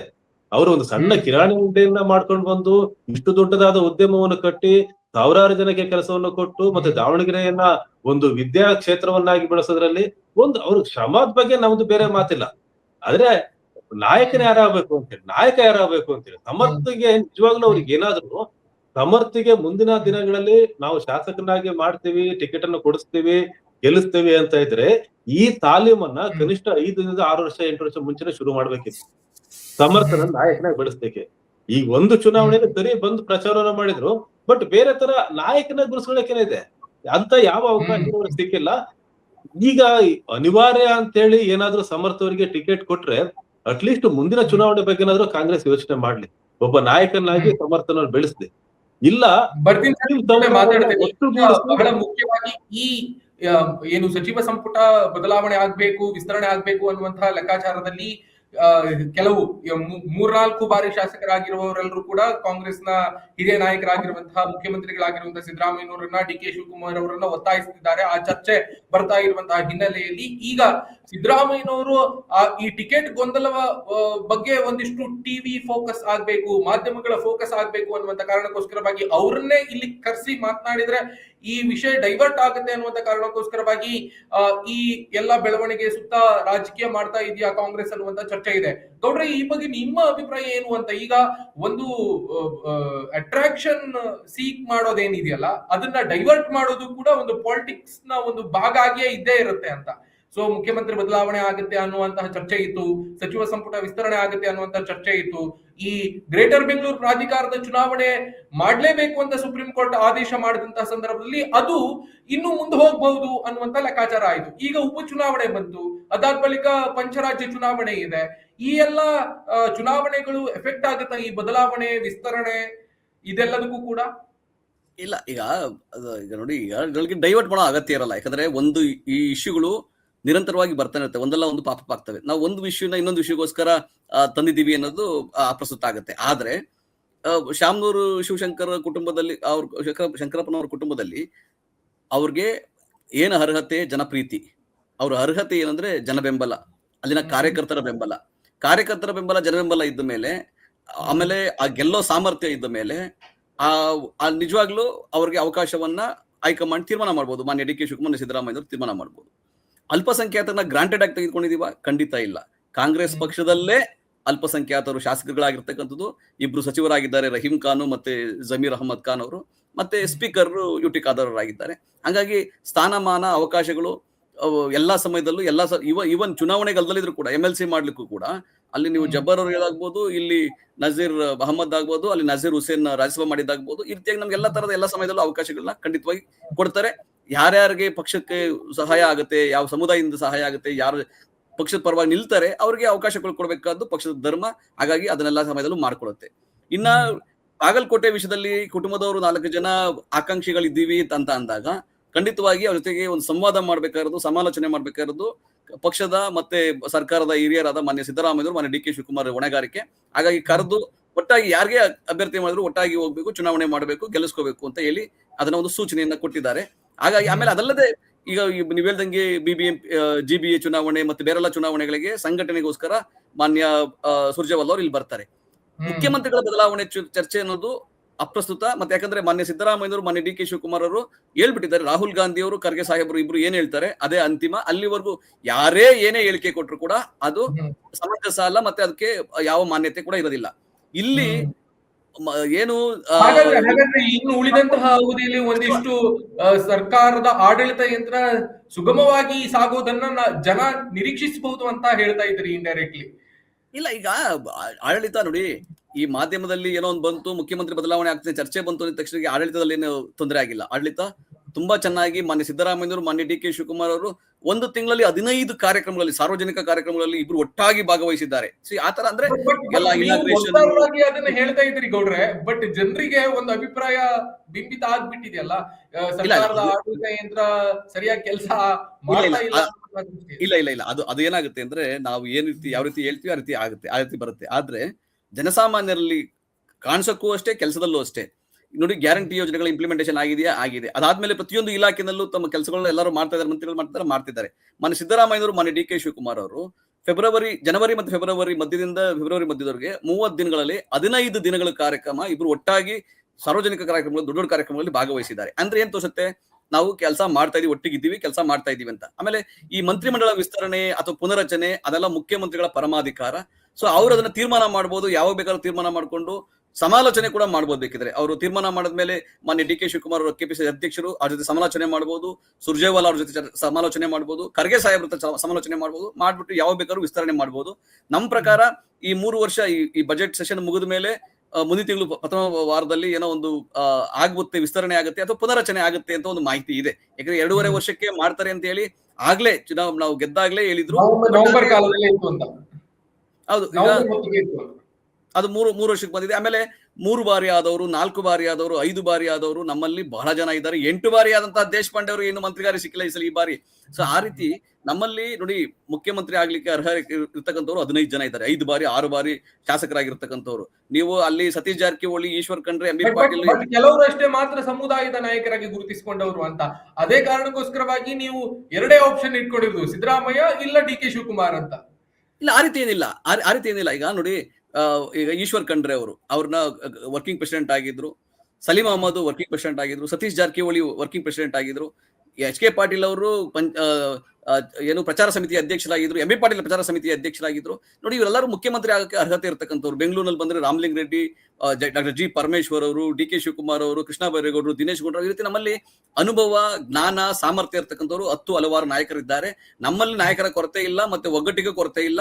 ಏನೋ ಚುನಾವಣೆ ಅಂತ ಬಂದಾಗ, ವಿಷಯಗಳು ಬಂದಾಗ ಒಟ್ಟಾಗಿ ಕೆಲಸ ಮಾಡ್ತಾರೆ. ಬಿಜೆಪಿನಲ್ಲಿ ಕೊರತೆ ಇದೆ ನಾಯಕರು. ಯಾಕಂದ್ರೆ ಪ್ರಥಮ ಬಾರಿಗೆ ಶಾಸಕರಾದವ್ರನ್ನ ವಿಜೇಂದ್ರನ ಅಲ್ಲಿ ಅಧ್ಯಕ್ಷ ಮಾಡಿದ್ದಾರೆ. ಅದಕ್ಕೆ ಈ ಹುಬ್ಳಿ ಜಿಗಳಿಗೂ, ಬೆಂಗಳೂರು ಜಿಗಳಿಗೂ, ನಾಗಪುರ ಜಿಗಳಿಗೂ ಅದು ಇಷ್ಟ ಇಲ್ಲ. ಅವ್ರೇನ್ ಮಾಡಿದ್ದಾರೆ ಅಂದ್ರೆ ಯಡಿಯೂರಪ್ಪನ ಮುಂದುವರೆದ ಭಾಗ ಅಂತ ಹೇಳಿ ಆಗಿದೆ, ಹೆಂಗಾರು ಮಾಡಿ ಕಿತ್ತಾಕ್ಬೇಕು ಅಂತ ಹೇಳಿ ಪಾಪ ಆ ಯತ್ನಾಳು ಮತ್ತೆ CT ರವಿ ಬಿಟ್ಟು ಕಾಟ ಕೊಡಕ್ ಪ್ರಯತ್ನ ಮಾಡಿದ್ರು. ಅದು ಆಗ್ತಾ ಇಲ್ಲ, ಅವ್ರು ನಿಲ್ಸಕ್ ಸಾಧ್ಯ ಆಗ್ತಾ ಇಲ್ಲ. ಆ ರೀತಿಯ ಪರಿಸ್ಥಿತಿ ಅವ್ರಿಗಿದೆ. ನಮ್ಮಲ್ಲಿ ಸಂಘಟನೆ ಅಂತ ಬಂದಾಗ, ಸರ್ಕಾರ ಅಂತ ಬಂದಾಗ, ಆಡಳಿತ ಅಂತ ಬಂದಾಗ ಸಣ್ಣ ಪುಟ್ಟ ವ್ಯತ್ಯಾಸಗಳಿದ್ರು ಕೂಡ, ಆಕಾಂಕ್ಷೆಗಳಿದ್ರು ಕೂಡ ಗುರಿ ಒಂದೇ ಆಗಿರೋದಾಗ ಅವಾಗೆಲ್ಲ ಒಟ್ಟಾಗಿ ಕೆಲಸ ಮಾಡ್ತಾರೆ. ಅದೇ ಈ ಚುನಾವಣೆಯಲ್ಲಿ ನಾವು ಗೆಲ್ಲಕ್ ಸಾಧ್ಯ ಆಗಿದ್ದು, 139 ಗೆಲ್ಲಕ್ ಸಾಧ್ಯ ಆಗಿರೋದು. ಮುಂದಿನ ಚುನಾವಣೆಗೂ ನಾವು 2028 ಚುನಾವಣೆಯನ್ನು ಆಲ್ರೆಡಿ ನಾವು ಪರಿಕಲ್ಪನೆ ಇಟ್ಕೊಂಡು ನಾವು ಬೂತ್ ಮಟ್ಟದಲ್ಲಿ ಕೆಲಸ ಮಾಡ್ತಾ ಇದೀವಿ. ಯಾಕಂದ್ರೆ ರಾಜ್ಯದಲ್ಲಿ BJP JDS ಆ ರೀತಿಯಾಗಿ ಒಳ್ಳೆಯ ಆಡಳಿತ ಕೊಡಕ್ಕೆ ಸಾಧ್ಯ ಆಗೋದಿಲ್ಲ ಅವರಿಂದ, ಅದಂತೂ ಖಂಡಿತ ಆಗಿದೆ. ಯಾಕಂದ್ರೆ 2019 ಇಂದ 23 ನೋಡಿದ್ವಿ, ನಾವು ರಾಜ್ಯ ನೋಡಿದ್ವಿ, ಎಲ್ಲಾ ಆರ್ಥಿಕತೆಯನ್ನ ಕೆಡವಿ ಹೋಗಿದ್ರು, ಮತ್ತೆ ಕಟ್ತಾ ಇದೀವಿ. ಆ ನಿಟ್ಟಿನಲ್ಲಿ ನಮಗೆ ಪ್ರತಿಯೊಂದು ಚುನಾವಣೆ, ಅದು ಬಾಗಲಕೋಟೆ ಉಪಚುನಾವಣೆ ಆಗ್ಬಹುದು, ದಾವಣಗೆರೆ ದಕ್ಷಿಣ ಉಪಚುನಾವಣೆ ಆಗೋದು ನಮಗೆ ಬಹಳ ಇಂಪಾರ್ಟೆಂಟ್ ಇದೆ. ಅದು ಎಷ್ಟು ಮತಗಳ ಅಂತರದಿಂದ ಗೆಲ್ತೀವಿ ಅನ್ನೋದು ಕೂಡ ಬಹಳ ಇಂಪಾರ್ಟೆಂಟ್ ಇದೆ. ನಮಗೆ ಬರೀ 3,000 4,000 ಮತ ಗೆದ್ದರೆ ಅದೇನು ದೊಡ್ಡ ಸಾಧನೆ ಆಗೋದಿಲ್ಲ. 25,000 ಮತಗಳು 30,000 ಮತಗಳ ಅಂತರದಲ್ಲಿ ಗೆದ್ರೆ ಹೌದು ಸರ್ಕಾರದ ಮೇಲೆ ಜನಗಳಿಗೆ ವಿಶ್ವಾಸ ಇದೆ, ಗ್ಯಾರಂಟಿ ಯೋಜನೆಗಳು ಫಲಿತಾಂಶ ಕೊಟ್ಟಿದೆ, ಮುಂದಿನ ಚುನಾವಣೆಗೂ ಅದು ದಿಕ್ಸೂಚಿ ಆಗುತ್ತೆ. ಹಾಗಾಗಿ ನಾವು ಬಹಳ ಸೀರಿಯಸ್ ಆಗಿದ್ದೀವಿ, ಚುನಾವಣೆಗಳನ್ನ ಬಹಳ ಮಾಡ್ತೀವಿ. ಮುಖ್ಯವಾಗಿ ಈ ಎರಡು ಕ್ಷೇತ್ರಗಳನ್ನ ಒಂದು ಸಣ್ಣ ಡಿಸ್ಕಷನ್ ಈ ಬಗ್ಗೆ ಮಾತನಾಡೋದಾದ್ರೆ, ಮೇಠಿ ಅವರ ಬಗ್ಗೆ ನಿಮ್ಗೆ ಗೊತ್ತಿರುವ ಹಾಗೆ ಅವರ ಬಗ್ಗೆ ಬೇರೆ ರೀತಿಯ ಒಂದು ಸಣ್ಣ ಆರೋಪ ಇತ್ತು, ಅವರದ್ದು ಸಿಡಿ ಬಂತು, ಅದು ಇದು ಆಯ್ತು, ಎಲ್ಲ ಚರ್ಚೆಗಳಾಯ್ತು, ಎಲ್ಲವೂ ಆದ ಬಳಿಕ ಅವ್ರು ಗೆದ್ದು ಬಂದ್ರು ಮತ್ತೆ ಅಂತ. ಈಗ ಚರಂತಿಮಠ ಸ್ಪಷ್ಟವಾಗಿ ಹೇಳ್ತಾ ಇದ್ದಾರೆ ಬಂದೇ ಬರುತ್ತೆ ಬಿಜೆಪಿ ಅಂತ. ಸೊ ಇಲ್ಲಿ ಅನುಕಂಪದ ಆಧಾರದ ಮೇಲೆ ಟಿಕೆಟ್ ಕೊಟ್ರೆ ನಿಮ್ಮ ಕನಸು ಈಡೇರುತ್ತಾ ಅಂತ ಇಲ್ಲಿ ಸ್ಪಷ್ಟ ಪ್ರಶ್ನೆ ಉದ್ಭವ ಆಗುತ್ತೆ ಅಂತ. ಜೊತೆಗೆ ಚರಂತಿಮಠ ಆ ಭಾಗದಲ್ಲಿ ಒಂದಿಷ್ಟು ಹೆಸರು ಕೂಡ ಮಾಡಿದ್ದಾರೆ, ವಿವಾದವನ್ನು ಕೂಡ ಮೈ ಮೇಲೆ ಎಳ್ಕೊಂಡಿದ್ದಾರೆ ಅನ್ನುವಂತಹ ಲೆಕ್ಕಾಚಾರ ಕೂಡ ಇದೆ ಅಂತ. ಇಲ್ಲಿ ನೋಡಿ, ಈಗ ಉಪಚುನಾವಣೆಗಳು ಏನಾಗ್ತದೆ ಅಂದ್ರೆ, ಯಾರೇ ವಿರೋಧ ಪಕ್ಷದ ಬಲಿಷ್ಠ ನಾಯಕ ಆದ್ರೂ ಕೂಡ ಅವ್ರಿಗೆ ಯಾವುದೇ ರೀತಿಯ ವರ್ಚಸ್ಸಿದ್ರು, ಅವ್ರು ಎಷ್ಟೇ ಹಣವನ್ನು ಖರ್ಚು ಮಾಡಿದ್ರು ಕೂಡ ಗೆಲ್ಲಕ್ ಸಾಧ್ಯ ಆಗೋದಿಲ್ಲ. ಯಾವಾಗ್ಲೂ ಕೂಡ ನಾನು ಉಪಚುನಾವಣೆಗಳು ಬಹಳ 20 ವರ್ಷಗಳಿಂದ ಏನ್ ನೋಡ್ತಾ ಇದೀವಿ, ಆಡಳಿತ ಪಕ್ಷದ ಯಾವ ಉಪಚುನಾವಣೆ ಇರ್ತದೆ ಅದು ಗೆದ್ಕೊಂತಾರೆ. ಯೂಶಲಿ ಅದು ಆ ರೀತಿನೇ ಆಗುವಂಥದ್ದು. ಇಲ್ಲಿ ಮೂರು ಕಾರಣ ಇದೆ. ಒಂದು ಅನುಕಂಪ, ಆಮೇಲೆ ಜನಸಾಮಾನ್ಯರು, ಇವನ್ ವಿರೋಧ ಪಕ್ಷದವರು ಅಂತಾರೆ ಅಯ್ಯೋ ಪಾಪ ಸಾಯಬಾರ್ದಾಗಿತ್ತು, ಅಯ್ಯೋ ಪಾಪ ಅಂತ ಅಂತಾರೆ. ಸೊ ಅನುಕಂಪ ಒಂದು, ಎರಡನೇದೊಂದು ನಿರಂತರ ಸಂಘಟನೆ, ಮೂರನೇದು ಸರ್ಕಾರದ ಅಭಿವೃದ್ಧಿ ಕಾರ್ಯಕ್ರಮಗಳು, ಗ್ಯಾರಂಟಿ ಯೋಜನೆಗಳು. ಆಮೇಲೆ ಈಗ ಅದು ಯಾರು ಏನೇ ಹೇಳಿ, ಸರ್ಕಾರ ಆಳ್ತಾ ಇರತಕ್ಕ ಸರ್ಕಾರ ಇಲ್ಲಿ ಗೆದ್ರೆ ಏನಾದ್ರು ಗೆದ್ರೆ ನಮ್ಗೆ ಸರ್ಕಾರ ಐತೆ, ಏನಾದ್ರು ಕೆಲಸ ಆಯ್ತವಪ್ಪ, ಆ ಭಾವನೆ ಖಂಡಿತವಾಗಿ ಜನಸಾಮಾನ್ಯರಲ್ಲೂ ಇರ್ತದೆ. ಸೊ ಹಾಗಾಗಿ ಚುನಾವಣೆಯನ್ನ ನಾವು ನಿರಂತರ ಸಂಘಟನೆ ಮುಖಾಂತರ, ಒಳ್ಳೆಯ ಆಡಳಿತದ ಅಭಿವೃದ್ಧಿಯ ಕೊಟ್ಟಿರೋದ್ರ ಮುಖಾಂತರ ನಾವು ಗೆಲ್ತೀವಿ ಅನ್ನೋ ಒಂದು ಭರವಸೆ ನಮಗಿದೆ. ವಿರೋಧ ಪಕ್ಷದವ್ರು ಯಾರು ಎಷ್ಟೇ ದೊಡ್ಡ ನಾಯಕ ಆದ್ರೂ, ಯಾವುದೇ ರೀತಿ ಆದ್ರೂ ಕೂಡ ಉಪಚುನಾವಣೆಯಲ್ಲಿ ಗೆಲ್ಲಿ ಸಾಧ್ಯ ಆಗೋದಿಲ್ಲ. ಅದರಲ್ಲಿ ನಾವು ಚನ್ನಪಟ್ಟಣ, ಸಂಡೂರು, ಶಿಗ್ಗಾವಿ ನೋಡಿದ್ವಿ. ಶಿಗ್ಗಾವಿನಲ್ಲಿ ಬೊಮ್ಮಾಯಿಗಿಂತ ಒಳ್ಳೆ ಲೀಡರ್ ಬೇಕಾ? ಬೊಮ್ಮಾಯಿ ಮಗ ಪಾಪ ಭರತ್ ಬೊಮ್ಮಾಯಿ ಸೋತ್ಬಿಟ್ರು. ಇಲ್ಲಿ ನಿಖಿಲ್ಗಿಂತ ಕುಮಾರಸ್ವಾಮಿ, ದೇವೇಗೌಡರ ಮೊಮ್ಮಗ ಸೋತ್ರು. ಸೊ ಆ ರೀತಿಯಾಗಿ ಚುನಾವಣೆಗಳು ಜನಸಾಮಾನ್ಯರೇನಂದ್ರೆ ಅನುಕಂಪಕ್ಕೆ ಅವಕಾಶ ಕೊಡ್ತಾರೆ, ಅಭಿವೃದ್ಧಿಗೆ ಅವಕಾಶ ಕೊಡ್ತಾರೆ. ಆಯ್ತು ಸರ್ಕಾರ ಇರ್ಬೇಕಾದ್ರೆ ನಮ್ಗೇನೋ ಕೆಲಸ ಆಗ್ತವೆ ಅಂತ ಹೇಳಿ ಅವಕಾಶಗಳು ಕೊಡ್ತಾರೆ ಆ ರೀತಿ. ಬಟ್ ನಾವು ಕಡಿಮೆ ಹಂತದಲ್ಲಿ ಗೆಲ್ಲುವಂತ ಮನಸ್ಥಿತಿಯಲ್ಲಿ ನಾವು ಇಲ್ವೇ ಇಲ್ಲ. ನಾವೇಂದ್ರೂ 30,000 25,000 ಗೆದ್ರೆ ಹೌದಪ್ಪ ಸರ್ಕಾರಕ್ಕೆ ಒಂದು ಜನಗಳ ಬೆಂಬಲ ಇದೆ ಅನ್ನೋ ಒಂದು ಭರವಸೆ ಬರುತ್ತೆ. ಆ ನಿಟ್ಟಿನಲ್ಲಿ ನಾವು ಕೆಲಸ ಮಾಡ್ತಾ ಇದೀವಿ, ಸಂಘಟನೆಯಲ್ಲೂ ಕೆಲಸ ಮಾಡ್ತಾ ಇದೀವಿ, ಸರ್ಕಾರ ಕೂಡ ಅಲ್ಲಿ ಚುರುಕಾಗಿ ಕೆಲಸ ಮಾಡ್ತಾ ಇದೆ. ಯಾಕಂದ್ರೆ ಈಗ ನಾವು ಚುನಾವಣೆ ಅಲ್ಲಿ, ಈಗ ನೀವು ಗೊತ್ತಿರ್ಬೇಕು ನಿಮ್ಗೆ, ಈ ಆಪರೇಷನ್ ಕಮಲ ಆದ್ಮೇಲೆ ಯಡಿಯೂರಪ್ಪನವರು ಪ್ರತಿ ಕ್ಷೇತ್ರಕ್ಕೆ ಹೋಗೋರು, ಇಲ್ಲಿ 2,000 ಕೋಟಿ ಕೊಡ್ತೀನಿ, ಇವನ್ನ ಗೆಲ್ಸ್ಕೊಂಡು ಮಂತ್ರಿ ಮಾಡ್ತೀನಿ, ನೀವು ಗೆಲ್ಸ್ಕೊಳ್ಳಿ ಅಂತ. ಇಲ್ಲಿ ನಮ್ಮಲ್ಲಿ ಆ ರೀತಿ ಮಾಡೋ ಅಗತ್ಯ ಇಲ್ಲ. ಯಾಕಂದ್ರೆ ಇಡೀ ರಾಜ್ಯವನ್ನು ನಾವು ಆಲ್ರೆಡಿ ಮನೆ ಸಿದ್ದರಾಮಯ್ಯವರು, ಮನೆ ಡಿ ಕೆ ಶಿವಕುಮಾರ್ ಸಂಘಟನೆ ಮಾಡಿದ್ದಾರೆ, ರಾಜ್ಯಕ್ಕೆ ಈಗ ಯೋಜನೆಗಳು ಕೊಟ್ಟಿದ್ದಾರೆ. ಜನಸಾಮಾನ್ಯರದು ಅಭಿಪ್ರಾಯ ನಮ್ಮ ಪರವಾಗಿದೆ. ನೀವ್ ಹೇಳ್ದಂಗೆ 1 or 2% ಪೀಪಲ್ ಇದ್ದೇ ಇರ್ತಾರೆ, ಅವರು ತುಂಬಾ ವೋಕಲ್ ಇರ್ತಾರೆ, ಚೆನ್ನಾಗಿ ಮಾತಾಡ್ತಾರೆ. ಅವ್ರೇನ್ ಮಾಡ್ತಾರೆ ಅಂದ್ರೆ ಮಾಧ್ಯಮಗಳ ಮುಖಾಂತರ, ಸೋಷಿಯಲ್ ಮೀಡಿಯಾ ಮುಖಾಂತರ ಕೆಟ್ಟ ತಪ್ಪು ಅಭಿಪ್ರಾಯವನ್ನು ಬರ್ಲಿಕ್ಕೆ ಪ್ರಯತ್ನ ಮಾಡ್ತಾ ಇರ್ತಾರೆ. ಬಿಜೆಪಿ ಪರವಾಗಿ ಕೆಲಸ ಮಾಡ್ತಾರೆ, ಅದೆಲ್ಲ ಇದ್ದೇ ಇರುತ್ತೆ. ಆದರೆ ಈ ಬಾರಿ ಕಾಂಗ್ರೆಸ್ಸೇ 2 ಕ್ಷೇತ್ರವನ್ನು ಗೆಲ್ಲುತ್ತೆ. 2028 ಚುನಾವಣೆಯ ಕೂಡ ದಿಕ್ಸೂಚಿ ಆಗುತ್ತೆ. ಅದು ನಾನು ಅದನ್ನ ಹೇಳ್ತಿಲ್ಲ, ಅದು ಮುಂದೆ ನಾವು ಸಂಘಟನೆ ಮಾಡ್ತಾ ಇದೀವಿ. ಯಾಕಂದ್ರೆ ನಾವು ತಮಿಳುನಾಡಲ್ಲಿ ಆಮೇಲೆ 2 ಕ್ಷೇತ್ರವನ್ನ ಗೆದ್ದು ತರಬೇಕಾಗಿರುವಂತಹ ಹೊಣೆಗಾರಿಕೆ ಸಿದ್ದರಾಮಯ್ಯನವರಿಗಿದೆ ಅಂತ. ಇಬ್ರು ಶಾಸಕರು ಅಂದ್ರೆ ನಿಧನ ಹೊಂದಿರುವಂತಹ 2 ಕ್ಷೇತ್ರಗಳ ಶಾಸಕರು ಯಾರಿದ್ರು, ಎಚ್ ವೈ ಮೇಟಿ ಅವರು ಮತ್ತೆ ಶಾಮನೂರು ಶಿವಶಂಕರಪ್ಪನವರು, ಸಿದ್ದರಾಮಯ್ಯನವರಿಗೆ ಅತ್ಯಾಪ್ತ ಬಳಗದಲ್ಲಿ ಗುರುತಿಸಿಕೊಂಡವರು ಮತ್ತೆ ಅವರ ಪಡೆದಲ್ಲಿ ಇದ್ದವರು ಅಂತ. ಅವರ ಸಲಹೆಗಳನ್ನ ಪಡೆದುಕೊಳ್ತಾ ಇದ್ರು, ಇವರು ಅವ್ರಿಗೆ ಹೇಳ್ತಾ ಇದ್ರು, ಇದೆಲ್ಲವೂ ಕೂಡ ನಡೀತಾ ಇತ್ತು. ಹಾಗಾಗಿ 2 ಕ್ಷೇತ್ರಗಳಲ್ಲಿ ಗೆದ್ದು ಬರಬೇಕಾಗಿರುವಂತಹ ಅನಿವಾರ್ಯತೆ ಸಿದ್ದರಾಮಯ್ಯನವರಿಗಿದೆ. ಆಮೇಲೆ ಇಲ್ಲಿ 2 ಕ್ಷೇತ್ರದಲ್ಲಿ ಪ್ರಬಲ ಆಕಾಂಕ್ಷಿಗಳು ಕೂಡ ಇದ್ದಾರೆ ಅಂತ. ಈಗ ಬಾಗಲಕೋಟೆಯಲ್ಲಿ ವೀಣಾ ಕಾಶಪ್ಪನವರು ನಮಗೂ ಟಿಕೆಟ್ ಕೊಡೋದಾದ್ರೆ ಕೊಟ್ಬಿಡಿ ಅಂತ ಕೇಳ್ತಾ ಇದ್ದಾರೆ. ಈ ಕಡೆಯಲ್ಲಿ ಜಬ್ಬಾರ್ ಇರ್ಲಿ, ಆಮೇಲೆ ವಿನಯ್ ಕುಮಾರ್ ಕಳೆದ ಲೋಕಸಭಾ ಚುನಾವಣೆಯ ಸಂದರ್ಭದಲ್ಲಿ ಟಿಕೆಟ್ ಆಕಾಂಕ್ಷಿಗಳಾಗಿದ್ರು, ಆಮೇಲೆ ಸ್ವತಂತ್ರ ಅಭ್ಯರ್ಥಿಯಾಗಿ ಸೋತ್ರು. ಬಟ್ ತುಂಬಾ ಒಂದು 46,000 ವೋಟ್ಸ್ ಅನ್ನು ಅವ್ರು ಪಡೆದುಕೊಂಡಿದ್ದಾರೆ. ಕುರುಬ ಸಮುದಾಯದವರು ಬೇರೆ, ಆಮೇಲೆ ಮೇಟಿ ಕುಟುಂಬ ಸಮುದಾಯ. ಸೊ ಏನಾದ್ರೂ ಜಾತಿ ರಾಜಕಾರಣ ಏನಾದ್ರೂ ಮಾಡುವಂತ ಪ್ರಯತ್ನವನ್ನ ಮಾಡುತ್ತೆ ಅನ್ನುವಂತ ಇನ್ಸೈಡ್ ಡೀಟೇಲ್ಸ್ ಏನಾದ್ರೂ ನಿಮ್ಗೆ ಗೌಡ್ರಿಗೆ ಸಿಕ್ಕಿದೆಯಾ ಅಂತ ಕಾಂಗ್ರೆಸ್? ಈಗ 2023 ಚುನಾವಣೆಯಲ್ಲಿ ನಮ್ಗೆ ಅತ್ಯಂತ ಹೆಚ್ಚಾಗಿ ಕುರುಬರು ಮತ ಬಂದಿದೆ, ಒಂದ್ ಸೈಡ್ ಬಂದಿದೆ. ಅದರೊಳಗೆ ಯಾವುದೇ ರೀತಿಯಾಗ ಅನುಮಾನ ಬೇಡ. ಲಿಂಗಾಯತರ ಮತ ಕೂಡ ಅತ್ಯಂತ ಹೆಚ್ಚಾಗಿ ಬಂದಿದೆ. ಯಾಕಂದ್ರೆ 35-36 ಶಾಸಕರು, ನಾವು ಲಿಂಗಾಯತ ಶಾಸಕರು, ನಮ್ಮಲ್ಲಿ ವೀರಶೈವ ಲಿಂಗಾಯತ ಶಾಸಕರು ಗೆದ್ಕೊಂಡ್ ಬಂದಿದ್ದಾರೆ. ಯಾಕೆ? ಕಾಂಗ್ರೆಸ್ ಮೇಲೆ ನಂಬಿಕೆ, ಸಿದ್ದರಾಮಯ್ಯನವ್ರ ಮೇಲೆ ನಂಬಿಕೆ, ಆಮೇಲೆ ನಾವು ಕೊಡ್ತಕ್ಕಂಥ ಗ್ಯಾರಂಟಿ ಯೋಜನೆಗಳು, ನಮ್ಮ ಪ್ರಣಾಳಿಕೆ, ಅದೆಲ್ಲ ಬಹಳ ಇಷ್ಟ ಆಗಿದೆ. ಸೊ ನಾವು ಕೊಟ್ಟಿರೋ ಅಭಿವೃದ್ಧಿ ಕೂಡ ಇಷ್ಟ ಆಗಿದೆ. ಮನೆ ಸಿದ್ದರಾಮಯ್ಯನವರು ಹೌದು ಇದು ಸರ್ಕಾರದ ಒಂದು ವರ್ಚಸ್ಸಿಗೆ ಒಂದು ಬೀಳುತ್ತೆ. ಏನಂದ್ರೆ ಇಲ್ಲ ಸರ್ಕಾರ ವರ್ಚಸ್ಸಿದೆ, ಚೆನ್ನಾಗಿದೆ, ಚೆನ್ನಾಗಿ ಕೆಲಸ ಮಾಡಿದ್ದಾರೆ ಅಂತ ಒಂದು ಸೂಚನೆ ನಮ್ಗೆ ಹೆಂಗ್ ಗೊತ್ತಾಗಬೇಕು? ಈ ಉಪಚುನಾವಣೆಯಲ್ಲಿ ಮತ ಜಾಸ್ತಿ ಗೆಲ್ಲದ ಮುಖಾಂತರ, ತಗೊಳ್ಳೋ ಮುಖಾಂತರ. ಸೊ ಅದು ಮನೆ ಸಿದ್ದರಾಮಯ್ಯನವ್ರ ಮೇಲೂ ಹೊಣೆಗಾರಿಕೆ ಇದೆ, ಮನೆ ಡಿ ಕೆ ಶಿವಕುಮಾರ್ ಅವ್ರ ಮೇಲೂ ಹೊಣೆಗಾರಿಕೆ ಇದೆ. ಮನೆ ಡಿ ಕೆ ಶಿವಕುಮಾರ್ ನಿರಂತರ ಸಂಘಟನೆಯನ್ನ ಮಾಡ್ತಾ ಇದ್ದಾರೆ, ಬೂತ್ ಲೆವೆಲ್ ಟ್ರೈನಿಂಗ್ ಕೊಡ್ತಾ ಇದ್ದಾರೆ, ಸಂಘಟನೆ ಮಾಡ್ತಾ ಇದ್ದಾರೆ, ವೀಕ್ಷಕರುಗಳನ್ನ ಹಾಕಿದ್ದಾರೆ. ಒಂದು ಪಂಚಾಯತಿ ಲೆವೆಲ್ಗೆ ವೀಕ್ಷಕರು ಹೋಗಿ ಆಲ್ರೆಡಿ ಅಭಿಪ್ರಾಯಗಳು ಸಂಗ್ರಹ ಮಾಡ್ತಾ ಇದ್ದಾರೆ. ಸೊ ಸಂಘಟನೆ ನಿರಂತರವಾಗಿ ಆಗ್ತಾ ಇದೆ. ನಮಗೆ ಈ ಉಪಚುನಾವಣೆಗಳನ್ನ ಗೆಲ್ಲೋದ್ರೊಳಗೆ ಯಾವ ರೀತಿಯ ಸಂಶಯ ಇಲ್ಲ. ಎಷ್ಟು ಅಂತರದಿಂದ ಗೆಲ್ತೀವಿ ಅನ್ನೋದೊಂದಷ್ಟೇ ಬೇಕಾಗಿರೋದು. ಅಭ್ಯರ್ಥಿಗಳು ಯಾರೇ ಆಗ್ಲಿ, ನೀವು ನಮ್ಗೆ ಅದು ಇಮ್ಮೆಟೀರಿಯಲ್. ಸರ್ಕಾರ ಪಕ್ಷ ಸುಭದ್ರವಾಗಿದೆ, ಯಾವುದೇ ಅಭ್ಯರ್ಥಿ ಕೊಟ್ಟರು ಗೆಲ್ಸ್ಕೊಂಡ್ಬರೋ ಶಕ್ತಿ ಸಾಮರ್ಥ್ಯ ನಮ್ಮ ಕಾರ್ಯಕರ್ತರಿಗೆ, ಜನತೆಗೂ ನಮ್ಮ ಮೇಲೆ ಭರವಸೆ ಇದೆ. ಅದು ನಾವು ಮಾಡ್ಕೊಂಡ್ ಬರ್ತೀವಿ. ನಾನು ನಿಮ್ಗೆ ಇದನ್ನೇ 28ರ ಚುನಾವಣೆಗೆ ಇದು ದಿಕ್ಸೂಚಿ ಆಗುತ್ತೆ. ಆ ರೀತಿಯ ಚುನಾವಣೆ ಇದಾಗುತ್ತೆ. ಓಕೆ ಚಂದ್ರಶೇಖರ್ ಸರ್, ಕೊನೆಯದಾಗಿ ನಿಮ್ಮ ಅಭಿಪ್ರಾಯವನ್ನ ಈ ವಿಷಯಕ್ಕೆ ಸಂಬಂಧಪಟ್ಟ ಹಾಗೆ ಹೇಳೋದಾದ್ರೆ, ಯಾವ ರೀತಿಯಾಗಿ ಇದು ಪರಿಣಮಿಸಬಹುದು ಕಾಂಗ್ರೆಸ್ನ 2028ರ ಚುನಾವಣೆಗೆ, ಮತ್ತೆ ಈ 2 ಕ್ಷೇತ್ರಗಳ ಗೆಲುವು ಸೋಲು, ಈ ಲೆಕ್ಕಾಚಾರ ಅಂತಿಮವಾಗಿ ಹೇಳೋದಾದ್ರೆ ಯಾವ ರೀತಿಯಾಗಿ ದೂರಗಾಮಿ ಒಂದು ಯೋಜನೆಯನ್ನ ಇಟ್ಟುಕೊಂಡು ಕಾಂಗ್ರೆಸ್ ಮುಂದೆ ನಡೆಯುತ್ತೆ ಅಂತ ಅನಿಸುತ್ತೆ ಅಂತ ಒಂದು ಸಂಕ್ಷಿಪ್ತವಾಗಿ ಹೇಳೋದಾದ್ರೆ? ಇದು ಮೊದಲನೇದಾಗಿ ನಟರಾಜ್ ಗೌಡ್ರು ಏನ್ ಹೇಳ್ತಿದ್ದಾರೆ, ಆಡಳಿತ ಪಕ್ಷಕ್ಕೆ ಉಪಚುನಾವಣೆಯಲ್ಲಿ ಒಂದು ಅಡ್ವಾಂಟೇಜ್ ಇದ್ದೇ ಇರುತ್ತೆ. 2 ಕ್ಷೇತ್ರಗಳಲ್ಲೂ ಆ ಅಡ್ವಾಂಟೇಜ್ ಕಾಂಗ್ರೆಸ್ಗೆ ಇದೆ. ಆದರೆ ಸೋತ್ರೆ ಮಾತ್ರ ಅದು ದೊಡ್ಡ ಅವಮಾನ ಮತ್ತು ದೊಡ್ಡ ಮುಜುಗರದ ಸಂಗತಿ ಕಾಂಗ್ರೆಸ್ ಪಕ್ಷಕ್ಕೆ. ಈ ನಿಟ್ಟಿನಲ್ಲಿ ನೀವು ನಾವು ಸರಳವಾಗಿ ದಾವಣಗೆರೆ ಕ್ಷೇತ್ರದ ರಾಜಕಾರಣವನ್ನ ಅರ್ಥ ಮಾಡ್ಕೊಂಡು ಅಲ್ಲಿ ನಡೆಸಕ್ಕಂತ ಚರ್ಚೆಯನ್ನ ಅರ್ಥ ಮಾಡ್ಕೊಂಡ್ರೆ 2028ರ ಚುನಾವಣೆಯಲ್ಲಿ ಯಾವ ರೀತಿ ಬಗೆಹರಿಸಬಹುದು ಅಂತ ಗೊತ್ತಾಗ್ಬೋದು. ನಾವು ಕುಟುಂಬ ರಾಜಕಾರಣ ಅನ್ನೋದು ಇಲ್ಲಿ ಪ್ರಶ್ನೆ ಅಲ್ಲ, ಮುಸ್ಲಿಂ ಸಮುದಾಯದ ಅಭ್ಯರ್ಥಿ ಅನ್ನೋದಲ್ಲ, ಅಥವಾ ಸಮರ್ಥ ಅಂತ ಅಲ್ಲ, ಇದನ್ನ ಹೇಗ್ ಸ್ಟಾರ್ಟ್ ಮಾಡ್ಬೇಕು ಅಂತೇಳಿ. ಮತ್ ಇನ್ನೊಂದು 4 ಜನ ಅಭ್ಯರ್ಥಿಗಳು ಅಲ್ಲಿ ಬಾಗಲಕೋಟೆಲಿದ್ದಾರೆ. 4 ಜನರಲ್ಲಿ ಯಾರನ್ನ ಅಭ್ಯರ್ಥಿಯಿಂದ ಮಾಡ್ಬೇಕು, ಅದು ಇವರೆಲ್ಲರನ್ನೂ ಬಿಟ್ಟು ಇನ್ನೊಬ್ಬ ಹೊರಗ್ನವ್ರ ಅಭ್ಯರ್ಥಿ ಮಾಡ್ಬೇಕು, ಅದೆಲ್ಲ ಯೋಚನೆ ಮಾಡಿದೆಲ್ಲ ಗೊತ್ತಿಲ್ಲ, ಅಭ್ಯರ್ಥಿ ಮಾಡ್ಬೇಕು. ಹಾಗಾಗಿ ಈ ಉಪಚುನಾವಣೆ ಏನಿದೆ, ಇನ್ನು 1.5 ವರ್ಷದ ನಂತರ ಬರ್ತಕ್ಕಂಥ 2028ರ ಚುನಾವಣೆಗೆ ಒಂದ್ ರೀತಿ ಪ್ರಿಲಿಮಿನರಿ ಎಕ್ಸಾಮ್ ತರ ಇದೆ. ಇದೇನು ಸಣ್ಣ ಚುನಾವಣೆಗಳಲ್ಲ, 2 ಕ್ಷೇತ್ರಗಳು ಸಣ್ಣ ಚುನಾವಣೆಗಳಲ್ಲ. ಈ ಪ್ರಿಲಿಮಿನರಿ ಎಕ್ಸಾಮ್ ಅನ್ನ ಪಾಸ್ ಮಾಡಿದ್ರೆ, ಈ ಲಿಟ್ಮಸ್ ಪರೀಕ್ಷೆನಲ್ಲಿ ಅವ್ರು ಏನೋ ಕಾಂಗ್ರೆಸ್ ಗೆದ್ರೆ 2028 ಸ್ವಲ್ಪ ಸುಲಭ ಆಗುತ್ತೆ. ಇಲ್ಲಿ ಏನಾದ್ರೂ ಬೇರೆ ತರದ ಸಂದೇಶ ಕಾಂಗ್ರೆಸ್ಗೆ ಸಿಕ್ಕರೆ ಇಲ್ಲಿ ಅದು ಬೇರೆ ತರದ್ದೇ ಪರಿಣಾಮ 2028ರಲ್ಲಿ ಆಗುತ್ತೆ ಅನ್ನೋದ್ರಲ್ಲಿ ಯಾವುದೇ ಅನುಮಾನ ಇಲ್ಲ. ಚಂದ್ರಶೇಖರ್ ಸರ್ ಮತ್ತೆ ನಟರಾಜ್ ಗೌಡ್ರೆ, ಇಷ್ಟೊತ್ತು ನಮ್ ಜೊತೆಗೆ ಜಾಯ್ನ್ ಆಗಿ ಈ ಕಾಂಗ್ರೆಸ್ನ ಬೆಳವಣಿಗೆ ಮತ್ತು ಉಪಚುನಾವಣೆಗಳ ಬಗ್ಗೆ ಮಾತನಾಡಿರುವುದಕ್ಕೆ ಇಬ್ಬರಿಗೂ ಕೂಡ ಅತ್ಯಂತ ಪ್ರೀತಿಯ ಧನ್ಯವಾದಗಳು. ಮತ್ತಷ್ಟು ವಿಶೇಷ ವಿಡಿಯೋಗಳನ್ನು ನೋಡಲು ಮತ್ತು ಹೊಸ ವಿಡಿಯೋಗಳ ಬಗ್ಗೆ ತಿಳಿಯಲು ಈ ದಿನ .com ಯೂಟ್ಯೂಬ್ ಚಾನೆಲ್ ಸಬ್ಸ್ಕ್ರೈಬ್ ಮಾಡಿ ಮತ್ತು ಬೆಲ್ ಐಕಾನ್ ಕ್ಲಿಕ್ ಮಾಡಿ.